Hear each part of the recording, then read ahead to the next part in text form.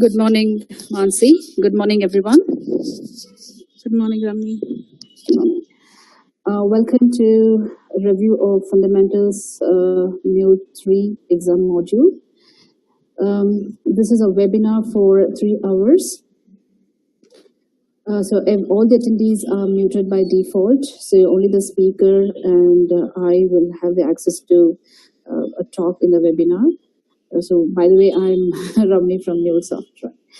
So in terms of getting the recordings of this webinar, it will take a couple of weeks to get posted on the MuleSoft website. So we will be sharing the access, or it will be put on the open platform to take the recordings of this webinar. And the vouchers will be shared to the top SIs. So this webinar is specifically scheduled for the SI partners, and we can see a few more guys joining to this webinar. So we will validate your email address and then share the vouchers through the POCs of your company. So I would request everyone to key in your company email address rather than your Gmail, Yahoo, or any of your personal email address. So thanks, and over to you, Mansi. Thanks, Ramni. Okay, good morning to all of you. This is Mansi Shanba from India, Pune. Working for MuleSoft for 2.5 years now. I conduct the fundamental training for Mule 3 and Mule 4. I do it for all across the globe. So with this webinar, the objective is to take you all through, in case if you have already attended the fundamentals training somewhere in the past. So it's just to give you a quick brush up or an idea of what exactly this fundamental training does. It's a 5-day instructor-led training which you may have attended. Okay, so I'll be taking you all through these modules, and the other objective is to help you all, or to give you all some assistance in the MCD certification, the MuleSoft Certified API Associate. So it's a 3-hour webinar, as Ramani just mentioned, and I'll be taking you all through the modules. There are 13 modules in all, so that will take us around 2 hours of time. In the next half an hour, I will be, after the 2 hours, in the next half an hour, I will be talking about, the exam pattern, how you all can prepare for the exam, what kind of questions you can expect, kind of the paper pattern or the pattern of the questions that you can expect. And in the last half an hour, I will keep for question and answers. So while I'm discussing these modules, if any question is coming to your mind, please put it up in the Q&A tab of the meeting. I will recommend don't put the questions in the chat so that we don't miss it. Okay, so let's get started with the modules. So as I said, the fundamentals training, it's a 5-day instructor-led training, or whether it is classroom or online. And we have 13 modules in this. The first 5 modules talk about the Anypoint platform, which is one aspect of MuleSoft. And the other, from 6 to 13, we talk about the studio, which is the other aspect. Okay, so let's get started and see what we have in this. So with module 1, we mainly talk about the application network, API-led connectivity, what are APIs, what are web services, what are different ways to call the REST APIs, etc. So in this one, we primarily, like we see these days, we know that, because of the digital competition, because things are moving to cloud, big data, analytics, SaaS applications. So the demand on IT is going on increasing, and we have limited resources to cater to that. So we believe in bringing up a model where we talk about the production and consumption kind of model. So IT will produce or create these kind of reusable assets which can be put up in a discoverable area, and the rest of the organization can enable itself to self-serve and consume these assets so that they are reused and the burden on IT is reduced. Okay, so an API-led connectivity can help this achieve this kind of a model. In the API-led connectivity, we have 3 layered APIs. We have the system APIs, process APIs, and the experience APIs. The system APIs are those which will directly talk to the base systems. So let's say, for example, if I take the flight example, which we develop as a use case in this class. So if I talk about the flight information in the MySQL database, then the system API is going to typically allow you to add information to the database, update information, delete information, retrieve information from the database. So your system API is going to, I'm sorry, I think I've not shared my screen. Thanks for the reminder. Yeah. So that's the system API will allow you to talk to the base system directly, and whatever changes are required, you will be making on the base system or on the system of records, as we call it. By consuming these system APIs, the line of business guys can create their process APIs because they know the business processes well. Okay, so IT is only exposing the base systems in terms of system APIs, and the business process guys or the line of business guys will consume the system APIs and create their own process APIs. These process APIs in turn will be consumed by the developers, the end developers, who would go ahead and consume this API to create their own experience APIs. Okay, so like I said, the flights information, so I'm allowed to add a flight, update a flight, delete a flight in my system API. Depending on this, what operation according to business process, what I need to do. So I will consume the system API and I will create my process API. And the end users, if for example has to be displaying the as we display the maybe only the flight status or a flight booking details or something like that, we display to the customer. In that way, we will be creating the experience API, what will be actually shown to the end user. So this 3-layered approach is what we call as the API-led connectivity.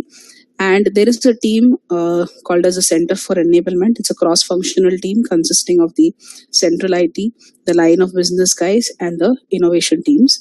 These 3 teams come together to decide what is the best way in which the assets can be exposed, what assets should be exposed, what assets need to be shared with internal users, or what assets need to be shared with external users, etc. So they work towards achieving this model of consumption and production and consumption.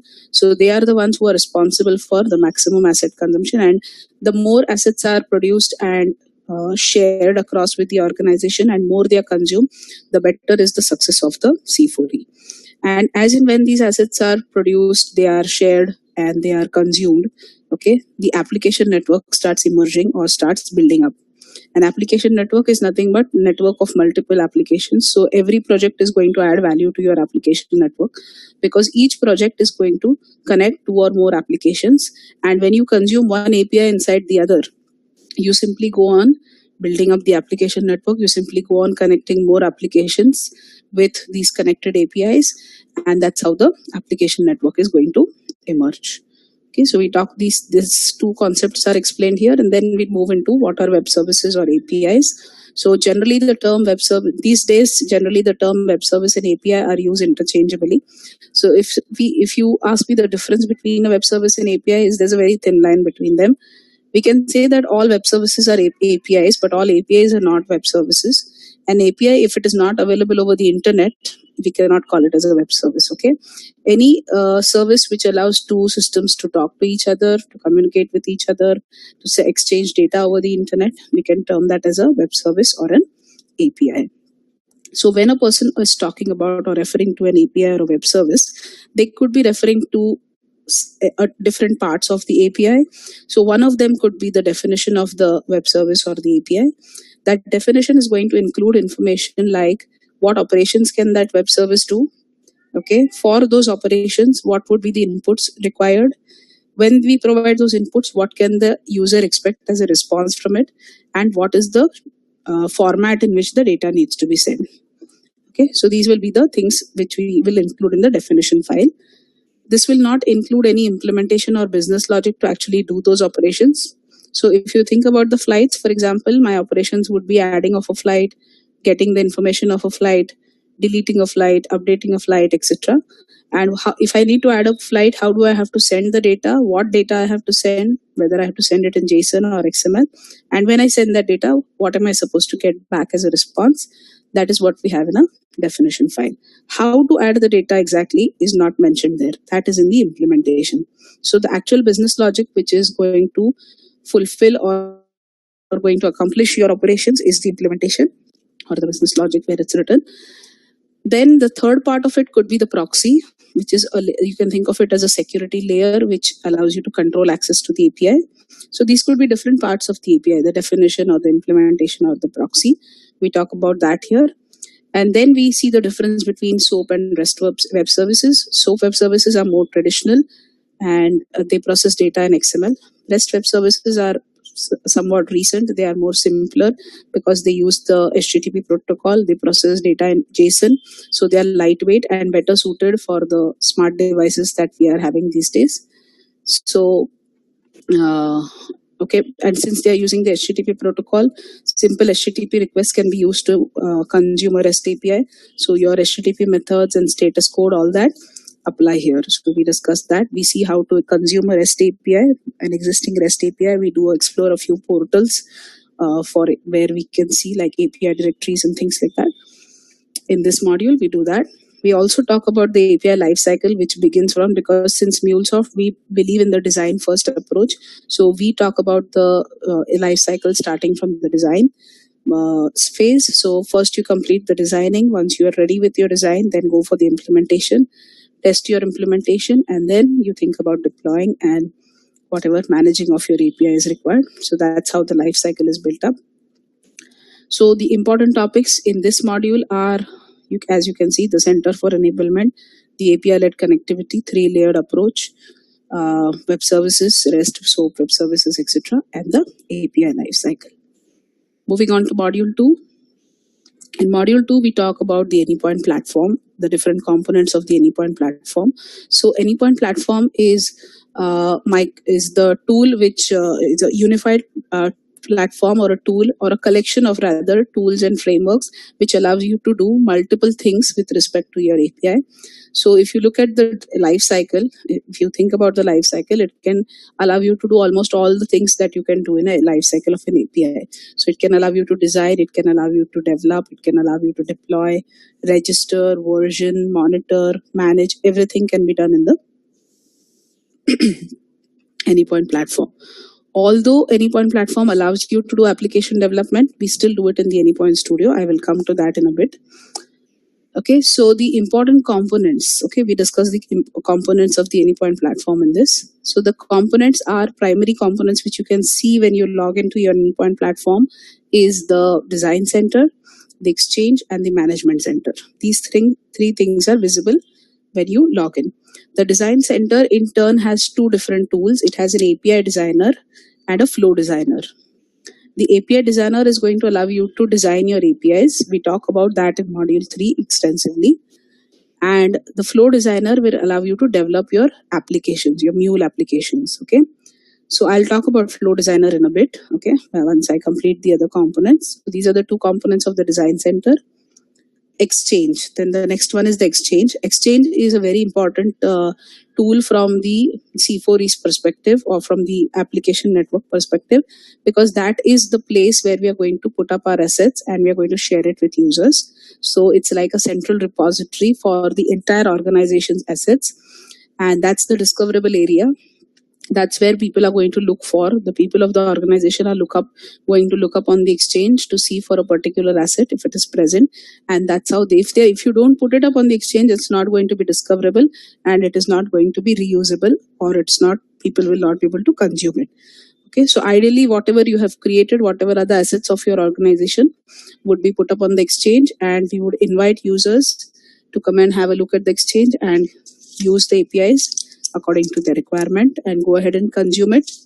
If they build their own APIs by consuming our APIs, they are also expected to put it up on the exchange again.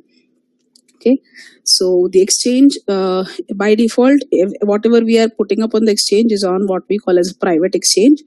That is visible only to users who have been given an invitation to use the exchange or to come and be a part of the exchange. Okay, there may be other users like your clients or some external users whom you just want to share the API with temporarily. You don't want them to see the entire exchange, so you don't invite them to it, but you still want to. In this case, you have a public portal where you can add your API to it and share it with external users. Anyone with the link of the public portal will be able to see your API, use your API, try out the API, etc. So you need to be a bit cautious when you're putting it up on the public exchange. Okay. The third tool that we have, the third component in the Anypoint platform we have is the management center. This allows you to do management of the API in terms of deploying the API. So for deploying, you have a tool called Runtime Manager. For managing your API, That means for creating proxies, for applying policies, for applying SLA tiers, etc., for versioning the API. Okay, for securing the API, you are going to use the API manager. That's one more tool. So management center consists of 3 primary tools: the API manager for managing, the runtime manager for deploying and monitoring, and the access management for taking care of user management, inviting users to the exchange, giving them different roles, and setting more environments, etc. These things are done by the access management. Now let me come back to the flow designer. Okay, we've seen the role and use of different components in the platform. Let me come back to the flow designer. As I said, flow designer allows you to do application development in Mule. Okay, but the intent of the flow designer is not to replace the studio. It's meant for quick application development. Most of the configurations in the flow designer are ready to use. Okay, so if you are in a hurry, if you have got like just 10-15 minutes and you don't have the setup with you, you don't have the studio, you don't have Java, you don't have all these things, then rather than searching for it here and there, you can quickly go to the flow designer and create a quick application in like hardly few minutes and show a demo. The application will get deployed to the design environment under the runtime. Okay, and you'll get an app URL for it.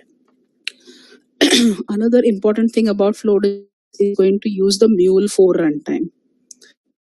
Designer always will use the Mule 4 runtime. So if you're planning to have applications in the lower version, or if you have existing applications in the lower version which you wish to edit, it's not possible in the flow designer. So that is one limitation of it. Okay, but and also not all the functionality that would be available in Studio may be available in the flow designer. Okay, you can think of it as a limited edition, but meant for quick application development and for testing purposes. So the important takeaway in module 2 is primarily the role of different components of the AnyPoint platform. What component is used for which part? Okay, these things are generally discussed here.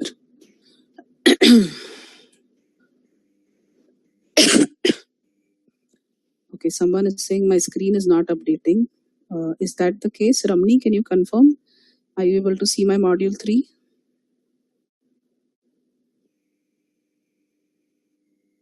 Can anybody just put up a chat if you're able to see my module 3? Module 3. Is the screen stuck? Yeah, okay. Okay, so we move on to module 3 or module 2. Okay, so flow designer, quick application development. Okay, these are the important things. Then also the exchange, we discuss a little bit about the exchange.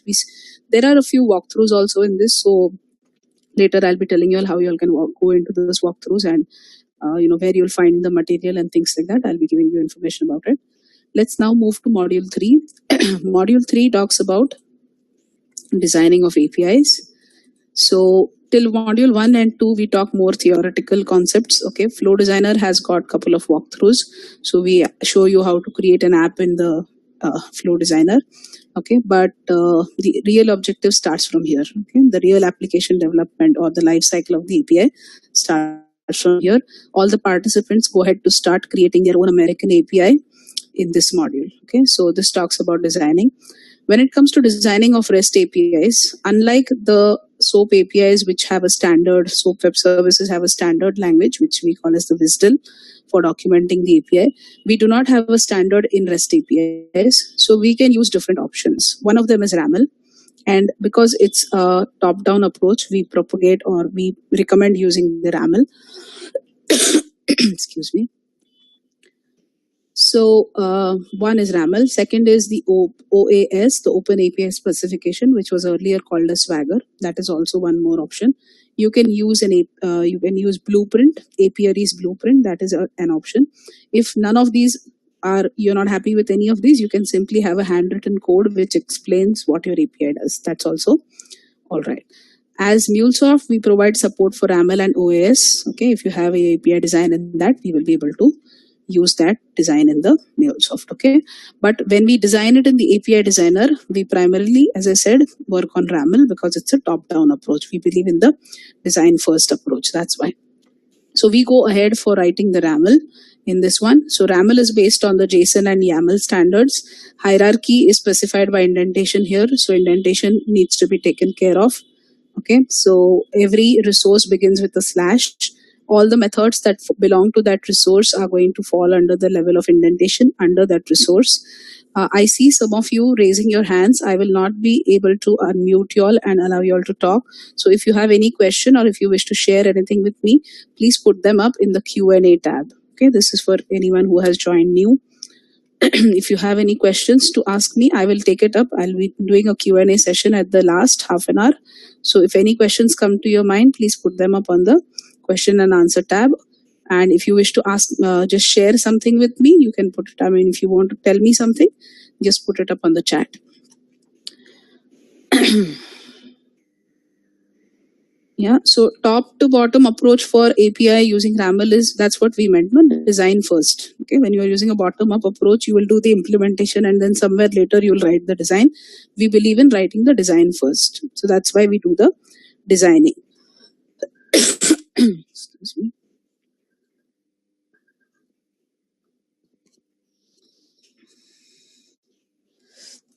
So, yep, let's get started with the RAML. As I said, we do the RAML writing. We actually write the RAML from scratch here. And yeah, as I said, we map the resources and then the responses for all of them, the methods. When we put responses, we can take the responses either if we have got sample JSON files, we can use them. We can hard code the values in the responses, or if you have schema files like XSD files or JSON schema files, you can use them also, depending on how you want to add the response. Sometimes you may think that you're going to reuse this response in multiple APIs. Then you can store those responses or create those responses, or as we call them, you can create them as data types or examples. You can create them as what we call as API fragments. Design Center allows you to create these fragments and put it up on the exchange. So other users can also use those. So it's like small pieces of the RAML being reused. Okay, some files which you can reuse in multiple RAML files. So we see that here also. And once the RAML is ready, once you have written the different resources and the methods and the responses, you may want to try it out as the API owner. So you see that in your API designer itself, you get an API console with a mocking service, which allows you to test your API. Okay, so you put on the mocking service, which gives you a base URL, and you're able to try out your API there itself. So what you're going to see is only the sample responses here. We don't have any line of code written here. We don't have any implementation of business logic written here, but we still are able to hit the API and see what the response would come back if the real API is hit. Okay, so we play around with sample responses in the design and we try it out. Once we are happy with the test that we do, then we can make the API discoverable by putting it up on the exchange. So you're now ready to publish it on the exchange. So from Design Center, we publish it on the exchange. When the API gets added on the exchange is going to create API portal for us. Okay, earlier we had to do this manually, but now with the new exchange, it's going to create the portal automatically. So in the portal, what all you will get? You get an auto-generated API documentation. You can add description about your API here. Okay, verbal description, that is that my API is going to allow you to do this. Okay, then you can also, it'll also give you the API console and the mocking service, which will allow the exchange users to also test your API. You tested it in the API designer with the console and mocking service. A similar console and mocking service will be given in the exchange as well. So users of your exchange, your organization users who are having visibility of your exchange, they are able to see the API. They will read the documentation and they may want to try it out. So they can try it out using that mocking service. Okay, but this is for internal users. It's not shared with external users at this point.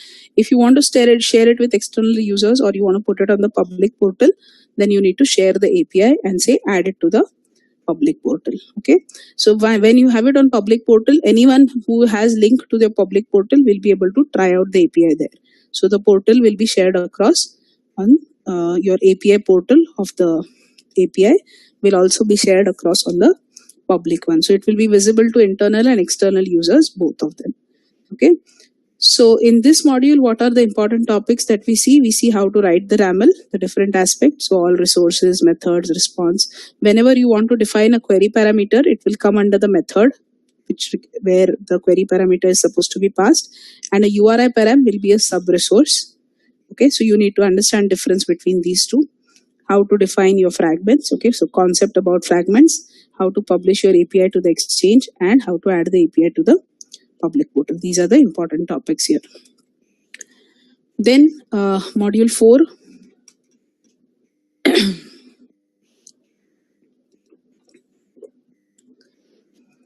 Moving to module 4, this talks about the implementation. At this point, the design is ready. We have tested the design. We have put it up on the exchange. Exchange users have also tested it, and we are happy with it. So now we can move to implementation. Designing phase is complete. This module talks about implementation, which we do in the Anypoint Studio. So we introduce the studio here. We discuss aspects about the studio. So studio allows you to edit your flows in the graphical and XML, both views. Okay, it has an embedded runtime.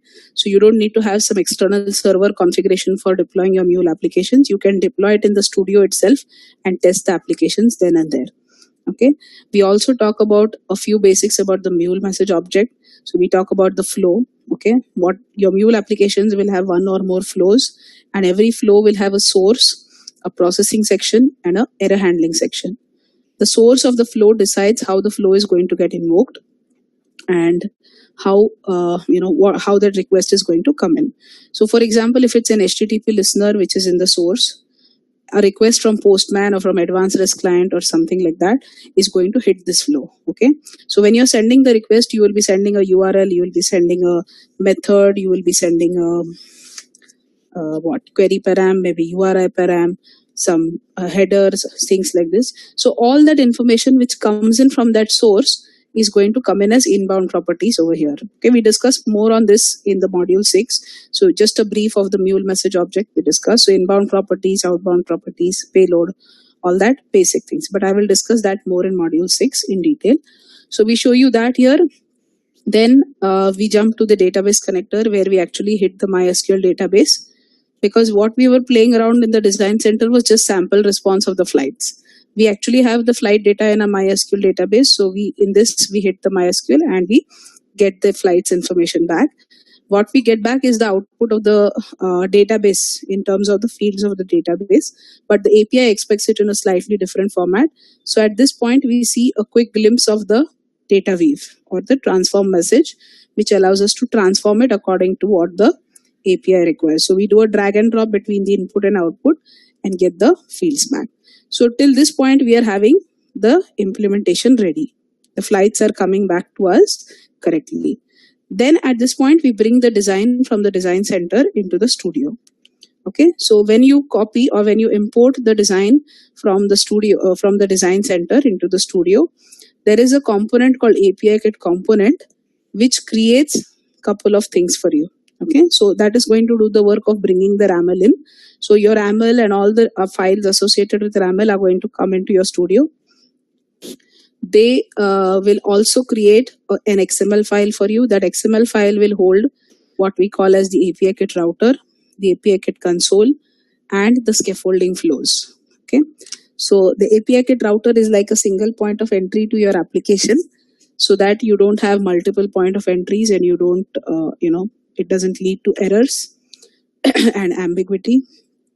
So API Kit router is the one that is going to actually take in the request and route it to the respective flows depending on the combination of your resource and method. Okay, so the router's path is by default /API/. Okay, you can change it according to your requirement if you want it. Sorry. And it also creates, like I said, first it creates the API Kit router, single point of entry, okay, to route the request to the correct flow. It creates an API Kit console, which allows you to, or it gives you a UI, a GUI, to try your API in the studio itself. You don't need to go to Postman for trying out your API if you have the API Kit console. Okay, so that is one more thing. Then it gives you the scaffolding flows. These are the important ones. How many flows it will create depends on how many methods you have in your RAML. Okay, for every combination of resource and method, it will create one flow. So if you have two resources, one has 3 methods, one has 2 methods, it will create 5 flows for you. That is how the scaffolding flows are created. And these flows are going to hold the payload of it's going to hold the sample response of your AML as a payload of these flows. Okay, so all of them will have the sample response in them, and that will be returned as a payload until you modify it. So when we come in the studio, we are no longer interested in the sample responses because we have seen them in the design center. Now we need to hit the implementation, the actual data we need to hit in the studio, which we already have done in the implementation file. We do that in separate file because we want to keep them separate. So implementation has the actual business logic and interface has the scaffolding flows. Scaffolding flows have the sample responses. So next step is, once you have these two files in place, is to delete those payloads from there, okay, and to introduce the flow reference component. Okay, so you have to simply link your implementation and interface together with the help of this flow reference. So ideally you will have 5 flows in your interface and you will have 5 flows in the implementation, and you will link all of them with the help of flow references. So flow reference is just like a function call in your object-oriented languages. You jump from one flow to another with the help of flow references, or you link one flow to another with the help of flow reference. So this is all the things that we see in module 4. And the important topics here: a brief idea about the mule message object is given to you. Then the API kit component is discussed. So when you import the design, what all is created, how it is created, where it is created. Okay, after it is created, how do you call these flows? So how do you pass the params? What would be the URL for that RAML, etc. Similarly, the database connector is discussed here. The API kit router is discussed, API kit console. We also talk a little bit about MUnit here. Okay, MUnit is the tool for doing unit testing in the studio. Okay, so we do not go for any walkthroughs here. We don't actually write any test cases or anything, but we discuss a brief about MUnit in this. And actually MUnit is covered in the advanced class. So if you wish to understand more on MUnit, you can come in for the advanced class. Okay, but just a brief idea. Then we move on to module 5. So implementation is done here. We have linked the implementation interface. We have tested it. We are sure that we are getting the flights back correctly. Okay. Then we go ahead to deploy. Okay. Once we have tested the implementation and we think that it's now ready to go live, then we put it onto the deployment. So when you have to deploy, you have 2 options. Either you go for a mule hosted runtime or a customer hosted runtime. The mule hosted runtime is called as Cloud Hub. It's a platform as a service of component of the Anypoint platform. So your Anypoint platform, under those 3 tools that you have, they will have these runtime services also underlying those 3 main components. These mule runtimes are hosted on AWS. Okay, the Cloud Hub is hosted on AWS. And it is managed completely by MuleSoft. So all the networking, software, hardware, administration, updates, okay, all of that will be taken care of by MuleSoft. So it's like a ready-to-use environment where you can simply have like a one-click deployment from Anypoint Studio. Right-click on your project and say deploy to cloud. It will directly put it up on the Cloud Hub. Okay, I mean few configurations here and there, and it would be ready. But suppose you are some clients, for security issues, they don't want to put their data into external networks. Then they go for customer hosted runtimes, which we call as on-premise. Okay, so customer hosted mule runtimes, the customer will have to buy the license from us and they will be having their own setup. So all the management with related to the hardware, softwares, versioning, patch updates, etc., all that will be taken care of by customer. We do not discuss deploying to customer hosted runtime in this. We discuss only deploying to Cloud Hub. There's a different class for discussing the customer hosted runtime deployments, which is operations class for them. And here we talk about only deploying to Cloud Hub. Now, before we even actually go ahead to deploy, we have to take care of, credentials which will change across environments. So you're working on different environments, you're working in development, then you move to QA, then you may want to move to production, etc.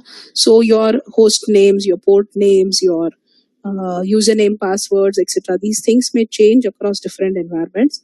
So what is the best way to switch between these environments without having to make much changes? The solution to that is property files. So whatever are your credentials for a specific environment, you put it in a property file. A single project can have multiple property files also, and you dynamically decide which property file to select according to the environment that you're going to process. Okay, so you can put a parameterized value in your property file location, which will directly pick up the property file from the from the location that you have specified, and it will decide. So you have to set an env variable. The environment variable needs to be set, which will have or which will point to the correct environment that you are using. For example, if you have 3 property files: American Dev properties, American Prod properties, and American QA properties. So your property placeholder will point to American, and env will be put in dollar and curly brackets. That's what we have, what we call as placeholders. So the value of env will be set in the property tab of Runtime Manager. So Runtime Manager will dynamically pick up. So if you have set env equal to dev, it will pick up the dev property file. If you set env equal to prod, it will pick up the prod property file, and so on. So that env value has to be set in the properties tab under Runtime Manager if you deploy to Cloud Hub. And if you deploy to on-prem, you have to set it in the wrapper.config file. So we do the walkthrough here to see how the dynamic file is picked up, and we then deploy the application. Once the application has deployed, we are able to get an app URL for it. So that's the implementation URL. If you share that URL with any user, they can consume your API, the live implementation. But it's a little risky because there is no security layer in that implementation URL. For implementing security, like if I want to do some kind of rate limiting or applying some SLA tiers, or I want to have client ID secret enabled, or I want to do OAuth or IP blacklisting, whitelisting, etc. I need a proxy for that. Okay, so a proxy application is the one who is going to reside in the API gateway and control access to your web service. Okay, but API gateway is only listening for incoming connections and routing it to the respective API. API gateway resides in the Mule runtime. So any request that comes in for an API is going to be routed via the gateway to the respective API. But the API gateway will not do the work of restricting. It will only keep a transaction log of whatever requests have come in. That's it. But the proxy is going to be one more layer of security, you can say, and it's going to sit in the gateway and restrict the unwanted ones. Okay, so it will control access to your web service. So next step is to create the proxy. After your application deploys, you go ahead and create a proxy. For deploying or creating your proxy, you have to use API Manager. So you bring your API into the API Manager from the Exchange, and you go ahead and configure the proxy here. Once the proxy is created and deployed, it will also get deployed in Runtime Manager under Cloud Hub, and you will get a proxy URL now. First, you got an app URL. Similarly, you will get a proxy URL now, and that proxy URL needs to be updated as the consumer endpoint in the API Manager. Once you update it as the consumer endpoint, your Exchange will now reflect a new instance of your API in the Exchange. So now you will have 2 instances of the API there, one pointing to the design center and one pointing to the implementation. So one is showing sample responses, one is showing the actual live or implementation responses. Okay, so both of them the users can try it out. After the proxy endpoint and the thing is in place, okay, you can go ahead to apply policies. So depending on your requirement, you can apply one or more policies to your API. In this module, we see the SLA based policies. We see the regular policy also, rate limiting policy. So what exactly we do by policy? For example, if I put a rate limiting of 3 requests per minute. So every user who wants to consume my API, they can execute only 3 requests in a minute. After that, they have to wait. Okay. That is one type of a policy. Or if I have an SLA based policy, what SLAs do, it defines the number of requests, but it also makes it mandatory for users to enter client ID and secret. SLAs enable client ID and secret also. So if I want to enable an SLA, I have to first create SLA tiers. SLA tiers can be of 2 types. They can be automatically approved SLA tiers or manually approved SLA tiers. If it's a manually approved SLA, I will approve the request and then only the consumer can actually consume the API. If it's a automatically approved SLA, without my approval also. That fellow requests API access, it will be the client ID secret will be shown to that user and he can start executing. Okay, so for manually approved SLAs, the number of requests will be a little bit higher, and for automatically approved SLAs, the requests will be lower. So using the manual SLAs, I can actually make money from my API. Okay, for example, I have two SLA tiers, free and silver. So free tier says only 2 requests per minute. So anyone who wants to request the free tier doesn't have to wait for my approval, but they will get only 2 requests. Okay, and if I'm talking about this paid tier or the silver tier, that user has to wait for me to approve. Okay, so if the user requests access to the paid tier, then unless I approve the request, they will not be able to use my API. And I will give them the one who pays me money. I'll take money from them and then I'll approve the request, and then I will give them 15 requests per minute, something like that. Okay, so that we see in this module. So the important topics which we discuss here, the different deployment options, different property files for different environments and dynamically picking them up. We discuss how to deploy and create proxies, and how to define policies and SLA tiers, how to pass the client ID and secret when you have the SLA tiers. We pass them as query parameters in the Postman. Okay. So till this point, we complete all the modules, all the components of platform, and we finish off with the platform in module 5. Then we start off with module 6. Excuse me.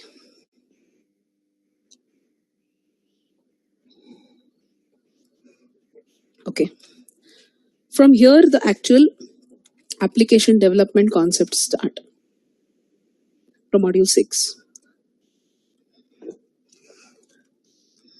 Okay. Now, in this one, we discuss, okay, this module 6 and 7, both modules are very important from application development point of view, because they discuss a few core concepts of the MuleSoft thing, like the message object, the Mule message object, how we can access different parts of the Mule message object, where we can see the properties, payload, variables, etc. in the debugger. What would be the Mule expressions to be able to access that information? 1 minute. Yeah. Okay, so these things. Let me pull up the slides. This module is important, so I will take you all through the slides of it.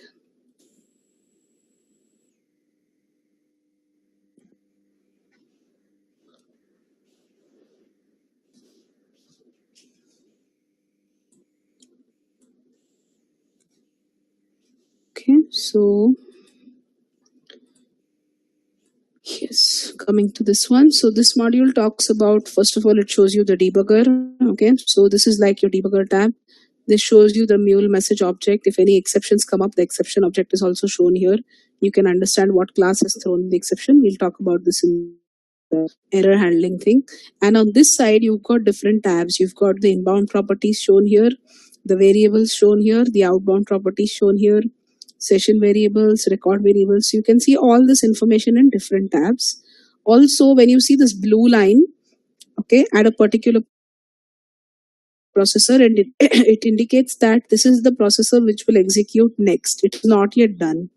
Okay, so when I click next, the property will be set and it will move to variable. That's what it means. Then we also, another important thing is this diagram, which talks about the Mule message object. So sometime back in module 4, I told you that when a flow is invoked, okay, by the source, whatever is the source is there, so that is, it's going to lead to, some request is going to lead to the flow being invoked. Whenever a flow is invoked, a Mule message object is created on the flow side, which includes inbound properties, outbound properties, payload, and attachments. So inbound properties are going to get set from the message source. Okay, so what all information it will include? Your URL, your path, your HTTP method, your query params, your URI params, any headers, all that information will be a part of the inbound properties. Okay, and if you have executed a put or a post method, you will have body in that. Put and post method always require a body. So whatever is the content of that body, that will become the payload. Okay, whether you're passing a JSON or an XML or a string or whatever it may be, that becomes your payload.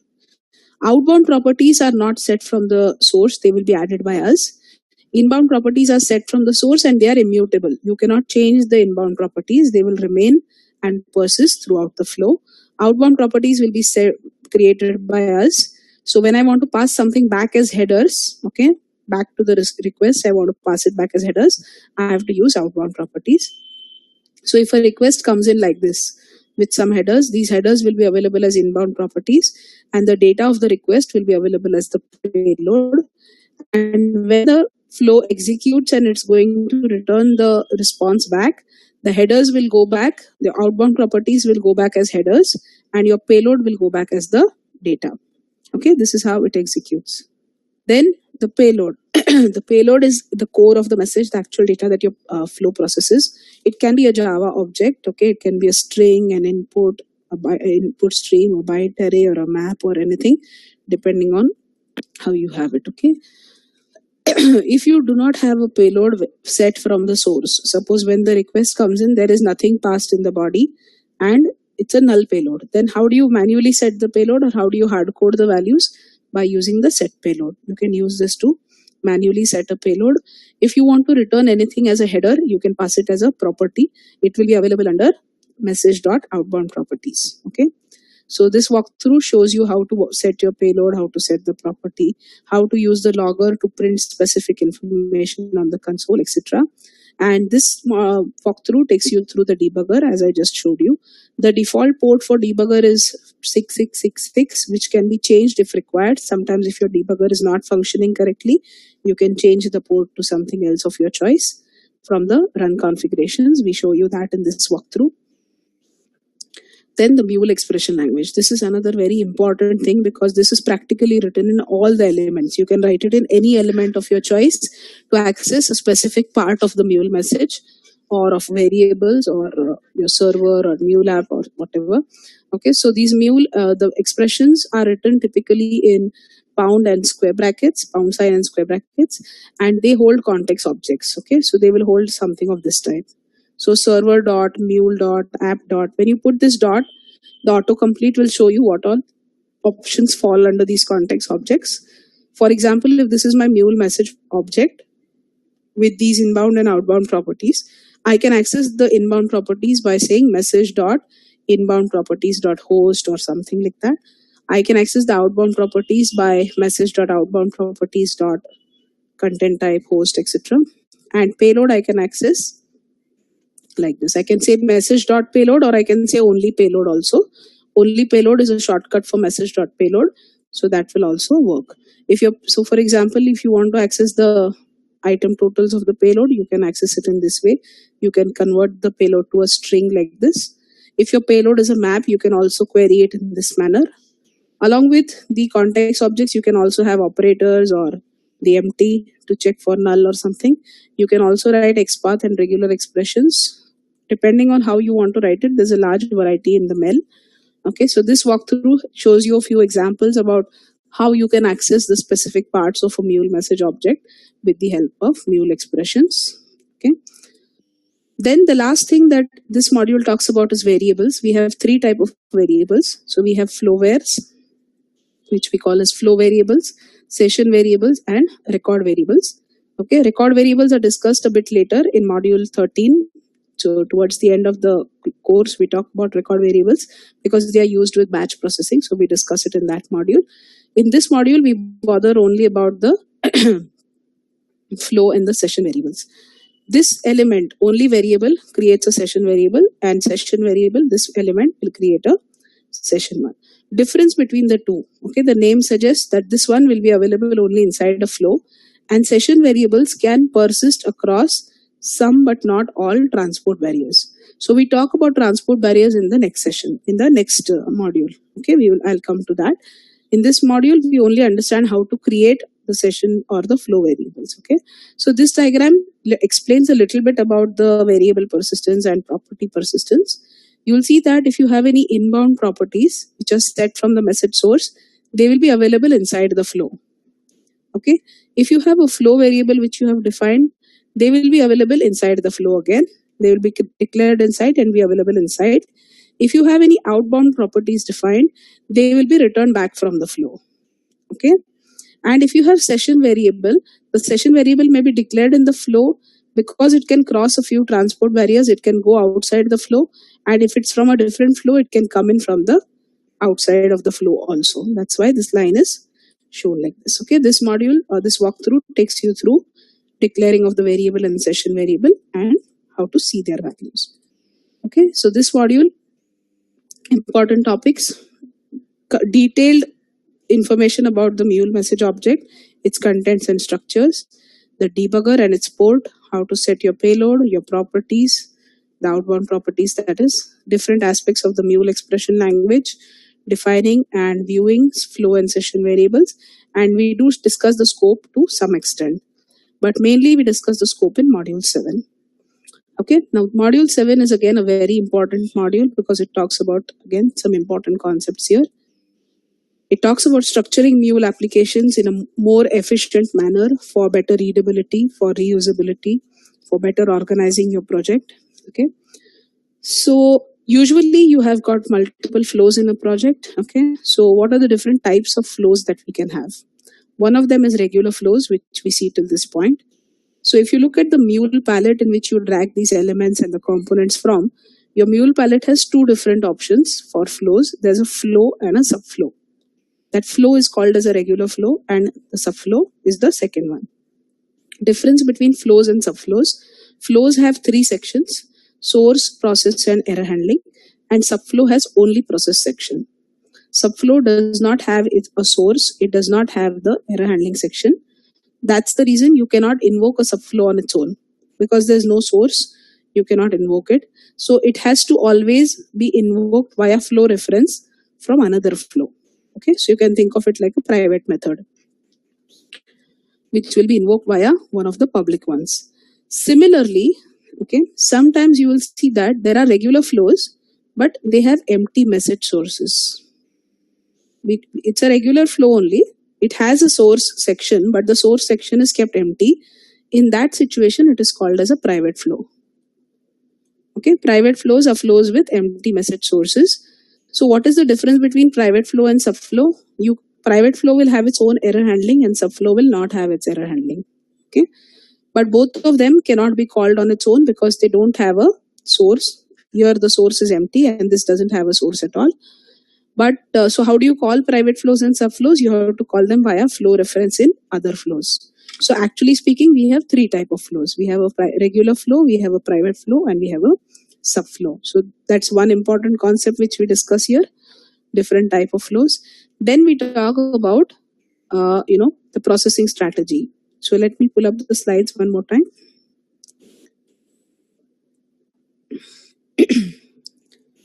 Take you all through a few important concepts here.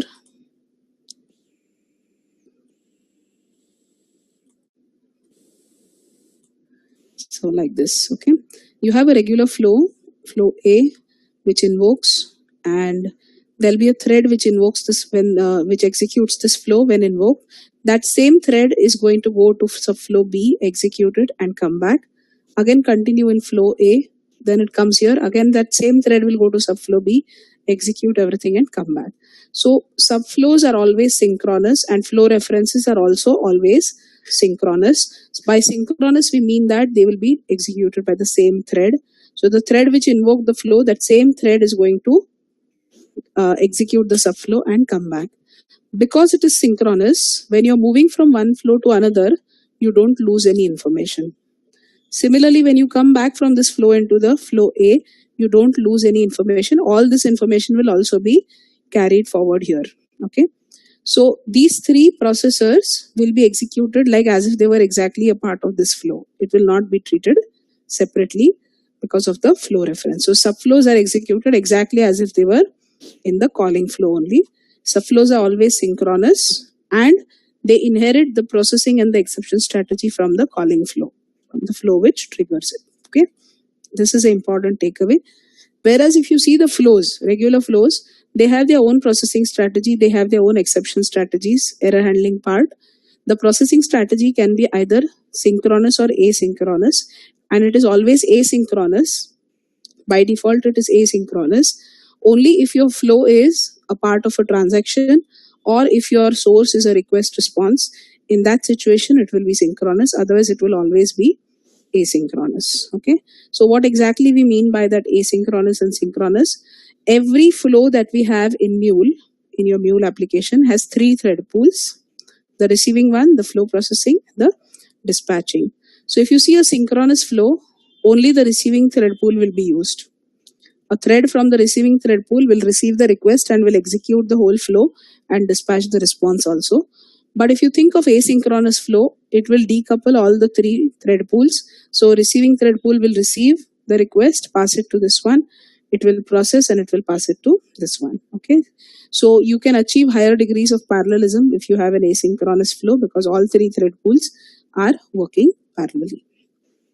Okay, so that's what we talk about: synchronous and asynchronous, and flow reference and subflows. So we saw that flow reference is used to pass data from one flow to move from flows to subflows or regular flows, etc. Your flow variables are going to persist through all the flows unless your message is going to cross a transport boundary. That's what we explore in a bit. So if you look at this flow, okay, these few flows here, I have a main flow. This is a regular flow because it has source also, it has process also, and it has the error handling section also. These are 2 subflows, subflow 1 and 2, and this is a private flow. The message source is empty. Now, when the flow moves from one to another, let's see how it works. A thread will start executing this flow, and that thread will come to this flow reference. It will jump from this flow reference to this subflow. It will execute both of this and it will come back here. Okay, then it will jump into subflow 2, execute all of this and come back here. So when it is going to go inside subflow 1, whatever information was available, the Mule message object that was available to the main flow will be carried to subflow 1. It will get updated with the payload and property and it will come back here. Same for subflow 2. The Mule message object will now be available to subflow 2. So this payload and property will also be accessible inside subflow 2. Plus it will declare the variable and session variable and it will come back here. So by the time it finishes this one, so while it is at this point, it will be having access to payload, property, variable and session variable. Then it is a flow reference to flow 2. Again it is flow reference, so it is synchronous. Same thread will go inside of flow 2 and everything that was available till here will be available to flow 2 also.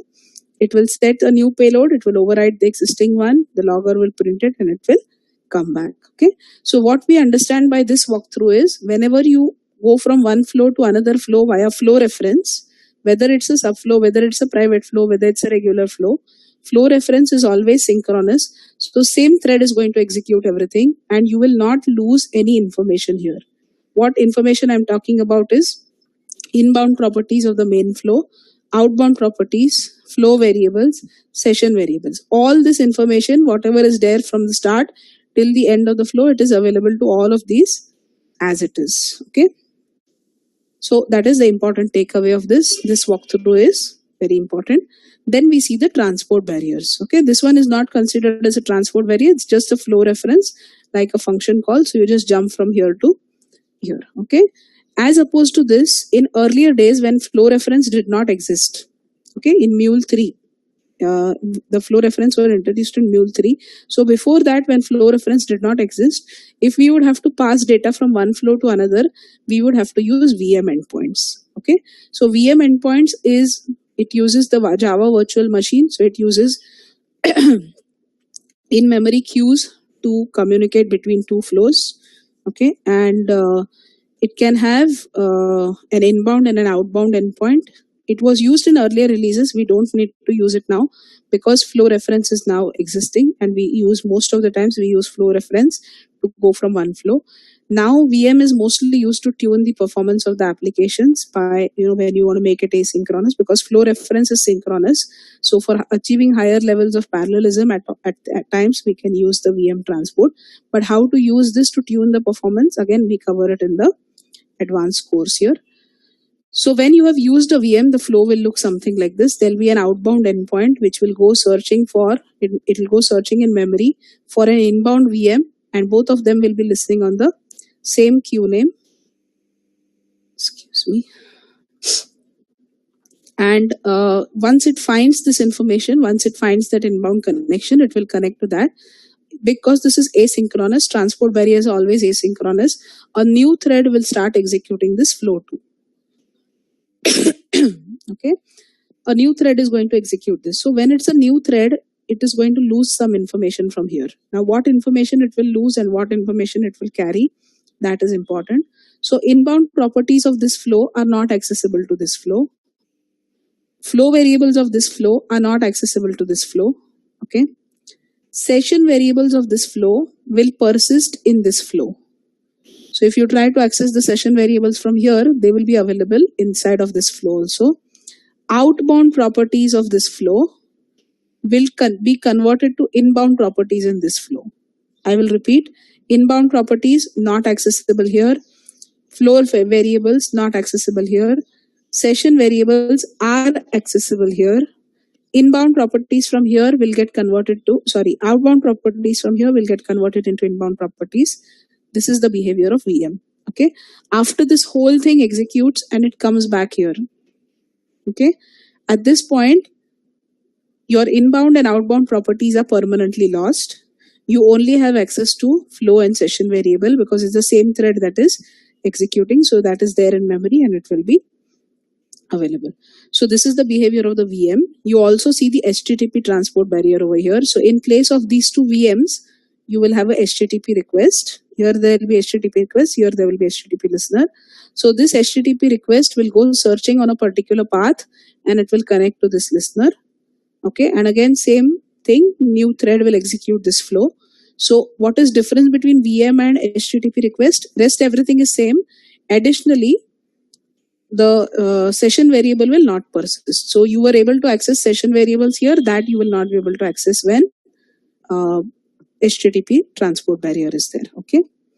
So these two walkthroughs are very important. 7.1 and 7.2 are very important walkthroughs and all the walkthroughs of module 6. So when you are going to do the practice for your exam, I will request that you keep doing these walkthroughs until you have understood this concept.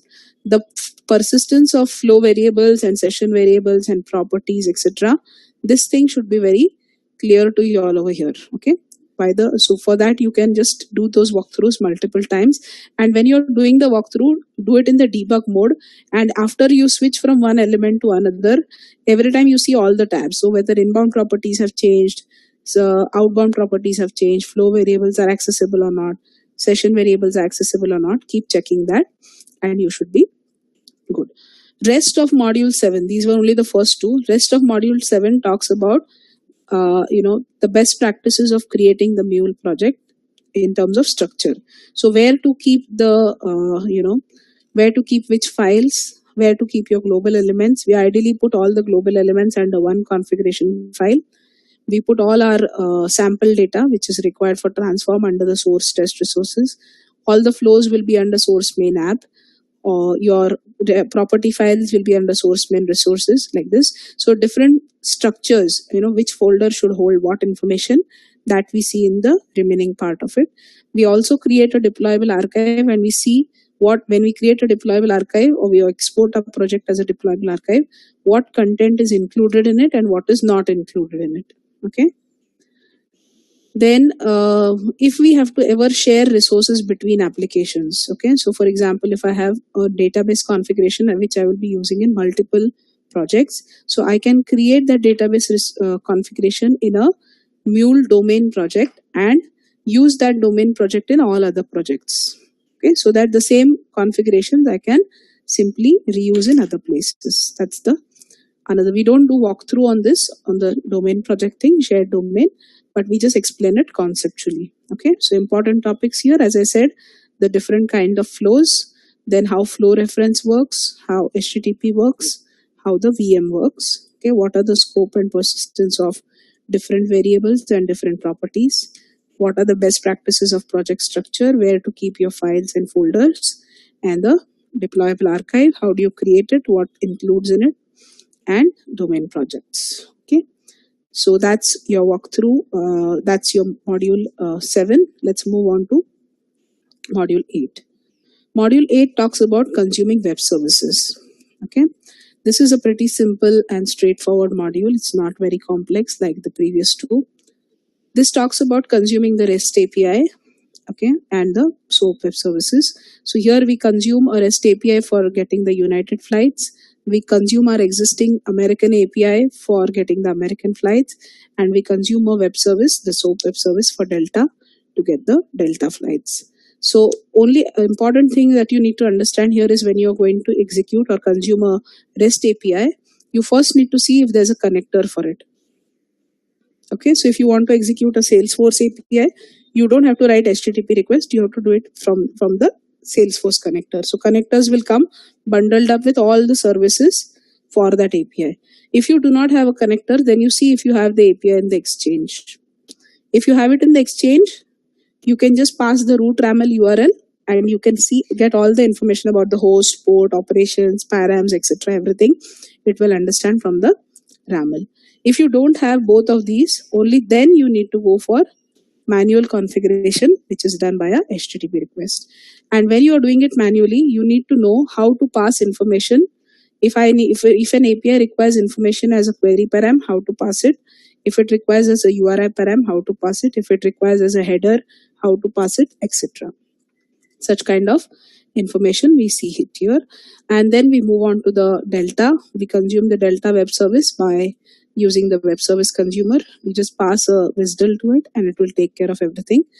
If you need to pass an argument to SOAP web services, we have to use a transform message for it. Okay.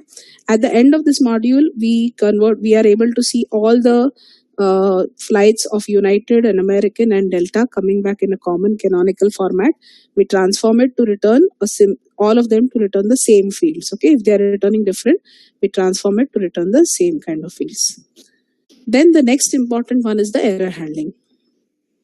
Okay, in error handling, because error handling is important for any application development, so that is a important thing here. In this module, we talk about different types of exceptions. So you have system or message exceptions, the two types. System exceptions are going to come when your application is starting up and an external system is failing. Okay, you are going to be able to configure something which we call as a reconnection strategy for it.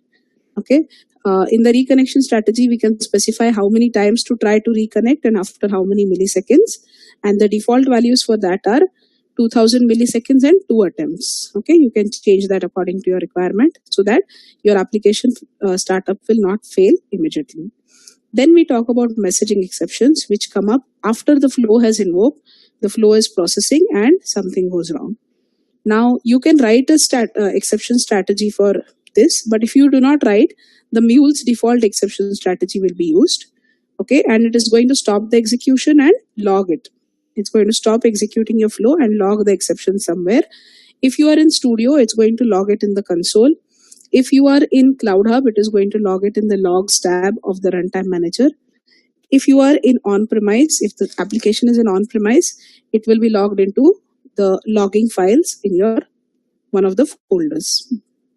Okay, you cannot change the behavior of the mule's default, but you can replace it with your own global exception strategy. Okay, we discuss global exception strategies a little bit later. Now, if you want to handle an exception, each flow can have only one exception handling written in it. Okay, it can have only one exception strategy written in it. So usually you will write a catch exception strategy to catch the exceptions. If your flow is a part of a transaction, then you can write the rollback exception strategy. So either the whole transaction will succeed or the whole transaction will fail. That is how it is generally done. Then suppose you know that your flow is, there are different possibilities. There's a database, there's a JMS, there's a Salesforce. So different errors can come up from these different connectors. Then writing only one catch exception strategy will not be the solution because all of them will use the same catch. In that situation, you can write a choice exception strategy in flow and drag multiple catch or rollback exception strategies into it. Okay, so choice strategy will hold one or more multiple catch exception strategies and it will select one of them based on what condition you have provided. Now that condition needs to be provided in the execute when of every catch. So you can provide something like execute when exception.caused by some kind of a class or exception.caused by some kind of a regular expression there. Okay, so these are the options that you have and accordingly it will pick up the correct catch exception strategy.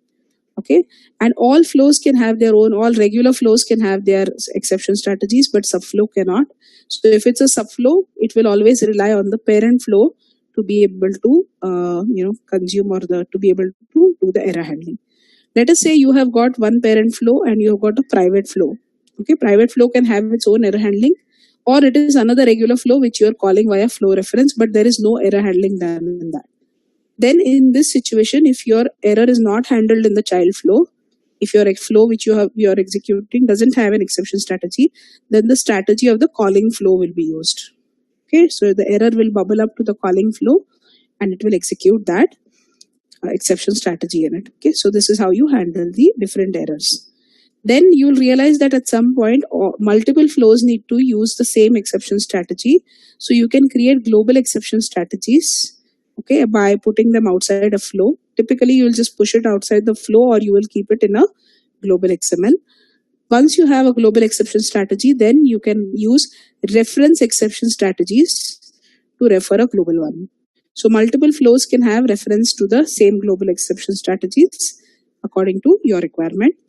Also, as I said, if you want that all the flows which don't have any error handling should point to a particular default exception strategy, then you can change mule's default by specifying a global configuration element. So when you do this, you're saying that override mule's default strategy with my own global exception strategy.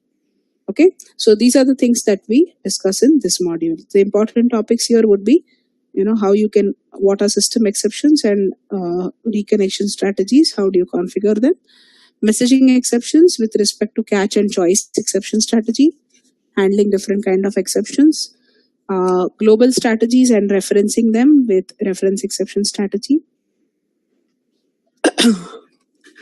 Excuse me.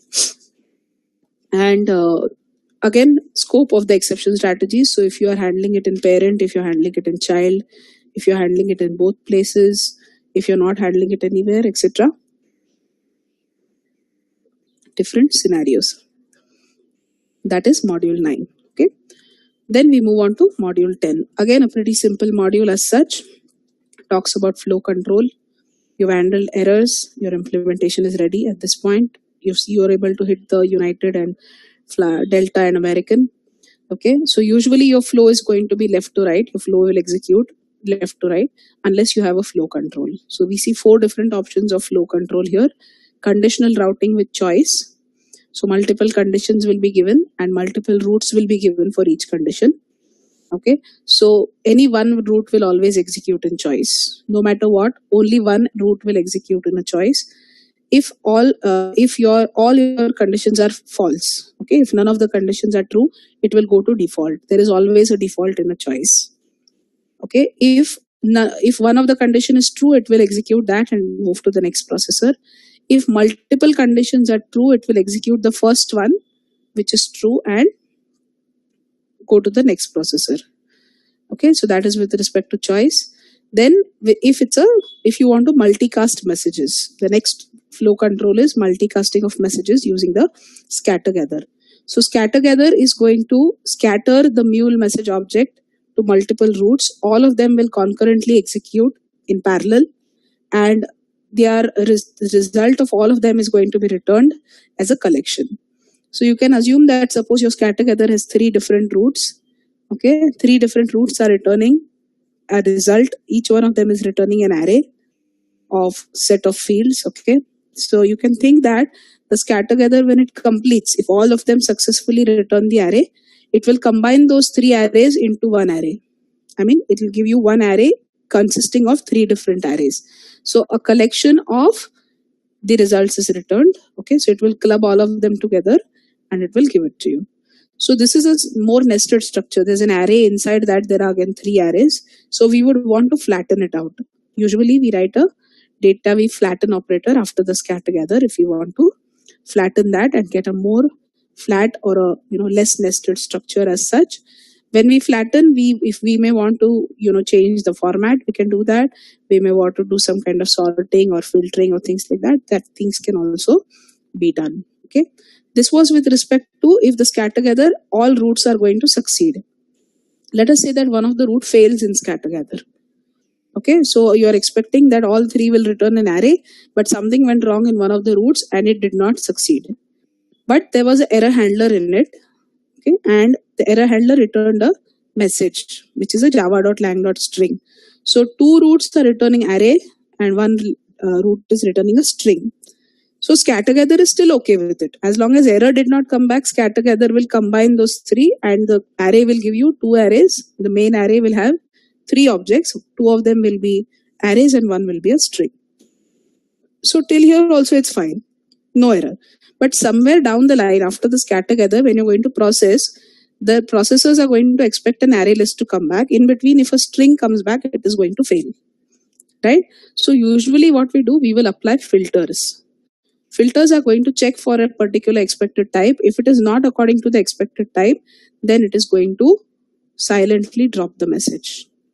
Okay, so we use a payload filter over here to say that if the payload is not an array list, just quietly filter it out, and if it's an array list, let it go ahead. Okay, so filters will generally directly not throw exceptions. It will silently drop the message and allow the correct ones to pass through. So if it's a string, it will be dropped off. If it's an array list, it will be allowed, and then we will flatten it out. Okay, validators are exactly opposite of filters because they throw the exception with a custom message and with a custom exception object also. You can decide the class that will throw the exception. You can decide the message that it will throw with the help of validation. If the validation succeeds, it will go through. If the validation fails, it will throw up the exception. So these are the important topics that we discuss here. The conditional routing, the multicasting with scattergather, and filtering with validation. One more scenario here, if the scattergather the root fails, okay, and it does not get handled. We saw one scenario where if scattergather all roots succeed, if scattergather one root fails but it gets handled. Now the third scenario is scattergather fail, one root will fail and it will not be handled. It doesn't find a handler. In that case, it will bubble up to the scattergather. The exception will bubble up to the scattergather and scattergather will also fail. Okay, if there's a handler for scattergather over there, it will use that. If that doesn't fail, it will go to a level higher if there is anything. Okay, so you have to remember all these different scenarios and they are done in the walkthroughs. So with that, we complete the first 10 modules. Now we can take a quick 10-minute break here. We will start again at 11:25 and continue with the session. Okay, you can have a cup of coffee and come back. I will stop my screen sharing for a moment.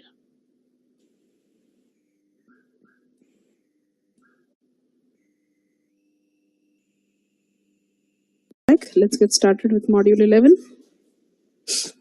So module 11 talks about data weave. Okay, we have parked this one for a little bit later, but usually we do the data weave in module 4, we do the data weave in module 8, a little bit in module 10, but we do not bother about the script that gets generated. Those modules we do only the drag and drop, the graphical data weave. Okay, we map an input metadata and an output and we drag it with each other and we do the mappings.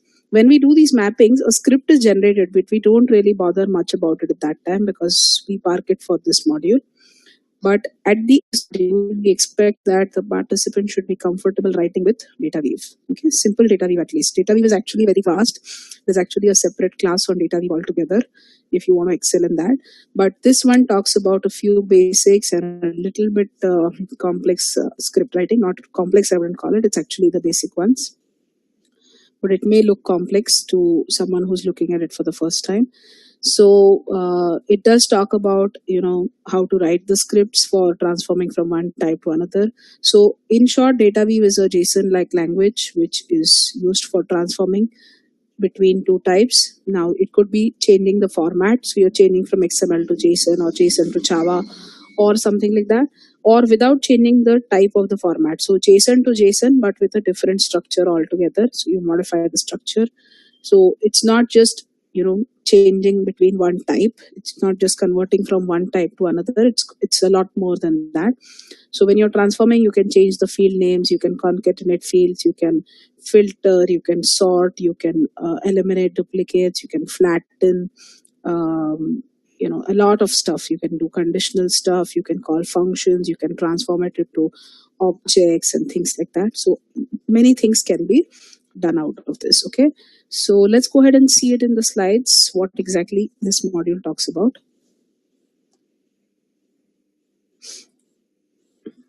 So this is like the script that you get after you've completed all the walkthroughs. A script like this you should be having with you. Okay, so if you think about data weave, there are certain concepts which you need to understand. So when you're transforming, your transform message is the component which allows you to do data weave. First of all, when you drag a transform message, you will see a couple of tabs in that. One of them is the input, which is the data that is going to be passed for transforming, and the output or the script comes up here in the transform, and then we have a preview tab. Okay, when we see the preview, we are going to be able to see the output coming up like this. Okay, so the script is important.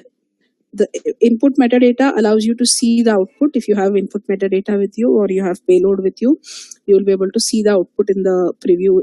You'll be able to see the preview in the transform itself. You don't need to compile the project and deploy it for it. But understanding the script is important. So you'll see these 3 dashes, which is separating it into 2 parts. The top part is the header, which has the high level directives, and it has the output type also. So application XML or application Java, JSON, CSV, whatever you want to transform, you put it here. Okay, and this part is important. The part is the actual body, which gives you this kind of an output. So you all, by the end of this module, you should be comfortable on when to put a curly bracket, a square bracket, a dollar sign, a double dollar sign, and things like that. So we have multiple examples in this. Okay, so we have to understand the script writing. This script, when you're writing to transform one type to another, okay, that script will be directly stored in the XML, in the configuration XML. If you don't want it in the XML, suppose you want to read these transformations in different projects, you can store it into a file, okay, by going to the edit current target button and saving it as a DWL file. This DWL file can be shared across different projects. It's under the source main resources. You can take it from there and copy it. Another feature that transform message allows you to do is having multiple transformations from a single transform message component. Okay, so you can say first target is the payload, which come back as the payload. So first transformation is that. If you want to have multiple transformations, you can say I want the others to be returned either as a variable or a session variable or a, depending on your requirement, you can select any of that. And this walkthrough shows you how to set your metadata, how to see the preview, different tabs of the transform, etc., how to store it in external files. Actual transformation starts from here. Okay, so you will have a script, you'll have some kind of input with you, and you will be aiming for a particular output. So we have to understand how to write these scripts. So when I say user : of this thing, this is the output that I'm going to get. If I put it as an array, you can see here, it's the first element is the fname and the second element is a num. Okay, so I will be returning something like that. So depending on how you write your script, basically the walkthroughs in this help you that you write the script and see the preview, see the change when you, what change you made in your script, what change that has made on the output that you have to observe. So there are a lot of such examples, although the walkthroughs are limited, but in the slides we have given you a lot of examples. So if you want to get a good hands-on on data weave, if you want to really understand transformations at a more intense level, then I will suggest you drag a transform message in your canvas. Okay, just edit the sample data of your input payload and copy this stuff here. Whatever you can see in the slides, you copy it over there. Okay, and then you yourself write the script till you get this output. Okay, without looking at this script, don't just copy and paste it there, because if you look at this, you understand what it is doing.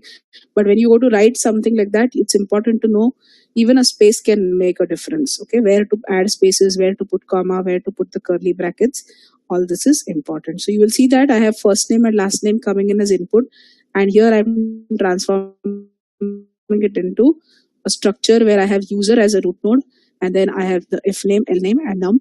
I've hard coded the value of num here. Okay. Similarly, when you have input as JSON and output is XML, okay, this one talks about how do you specify attributes for XML output. So your XML output is expecting some values from your input payload to be returned as attributes instead of elements. If it was just elements, it's as simple as this. But here you see they are passing as attributes. So for attributes, you have to specify like this, @ in round brackets, you provide the attribute name. This is of your choice. And the attribute value will come from the input payload. So it's something like this. Okay. Then if the other way around, if you have an XML input, you have the output here, you have the attribute here, and you want to reference it in the JSON output. Okay, so how do you do it? Payload dot user dot @ first name. So user is the element, and inside that there's an attribute. So you have to put @ element inside it. Okay. So these two differences have to be very clear. Both are doing @ but one is declaring an attribute and one is referencing an attribute. Okay. Then when you're working with arrays, so far till this point, the examples are all simple JSON or simple XML. They are not repeating elements, so they are not collection. But the next parts talk about when you're going to work with collections. Okay, so if you have multiple elements or repeating elements in your input, okay, you need to use a map operator to loop through the collection. Your map operator is going to, whatever you put after these in these curly brackets, that is going to apply to each element of the input array. Okay. And when you are working with an array, you have, the array has two parts, the index of the array and the value of the array. So index of the array can be referred to by putting the $, and the value of the array can be referred to by putting the $.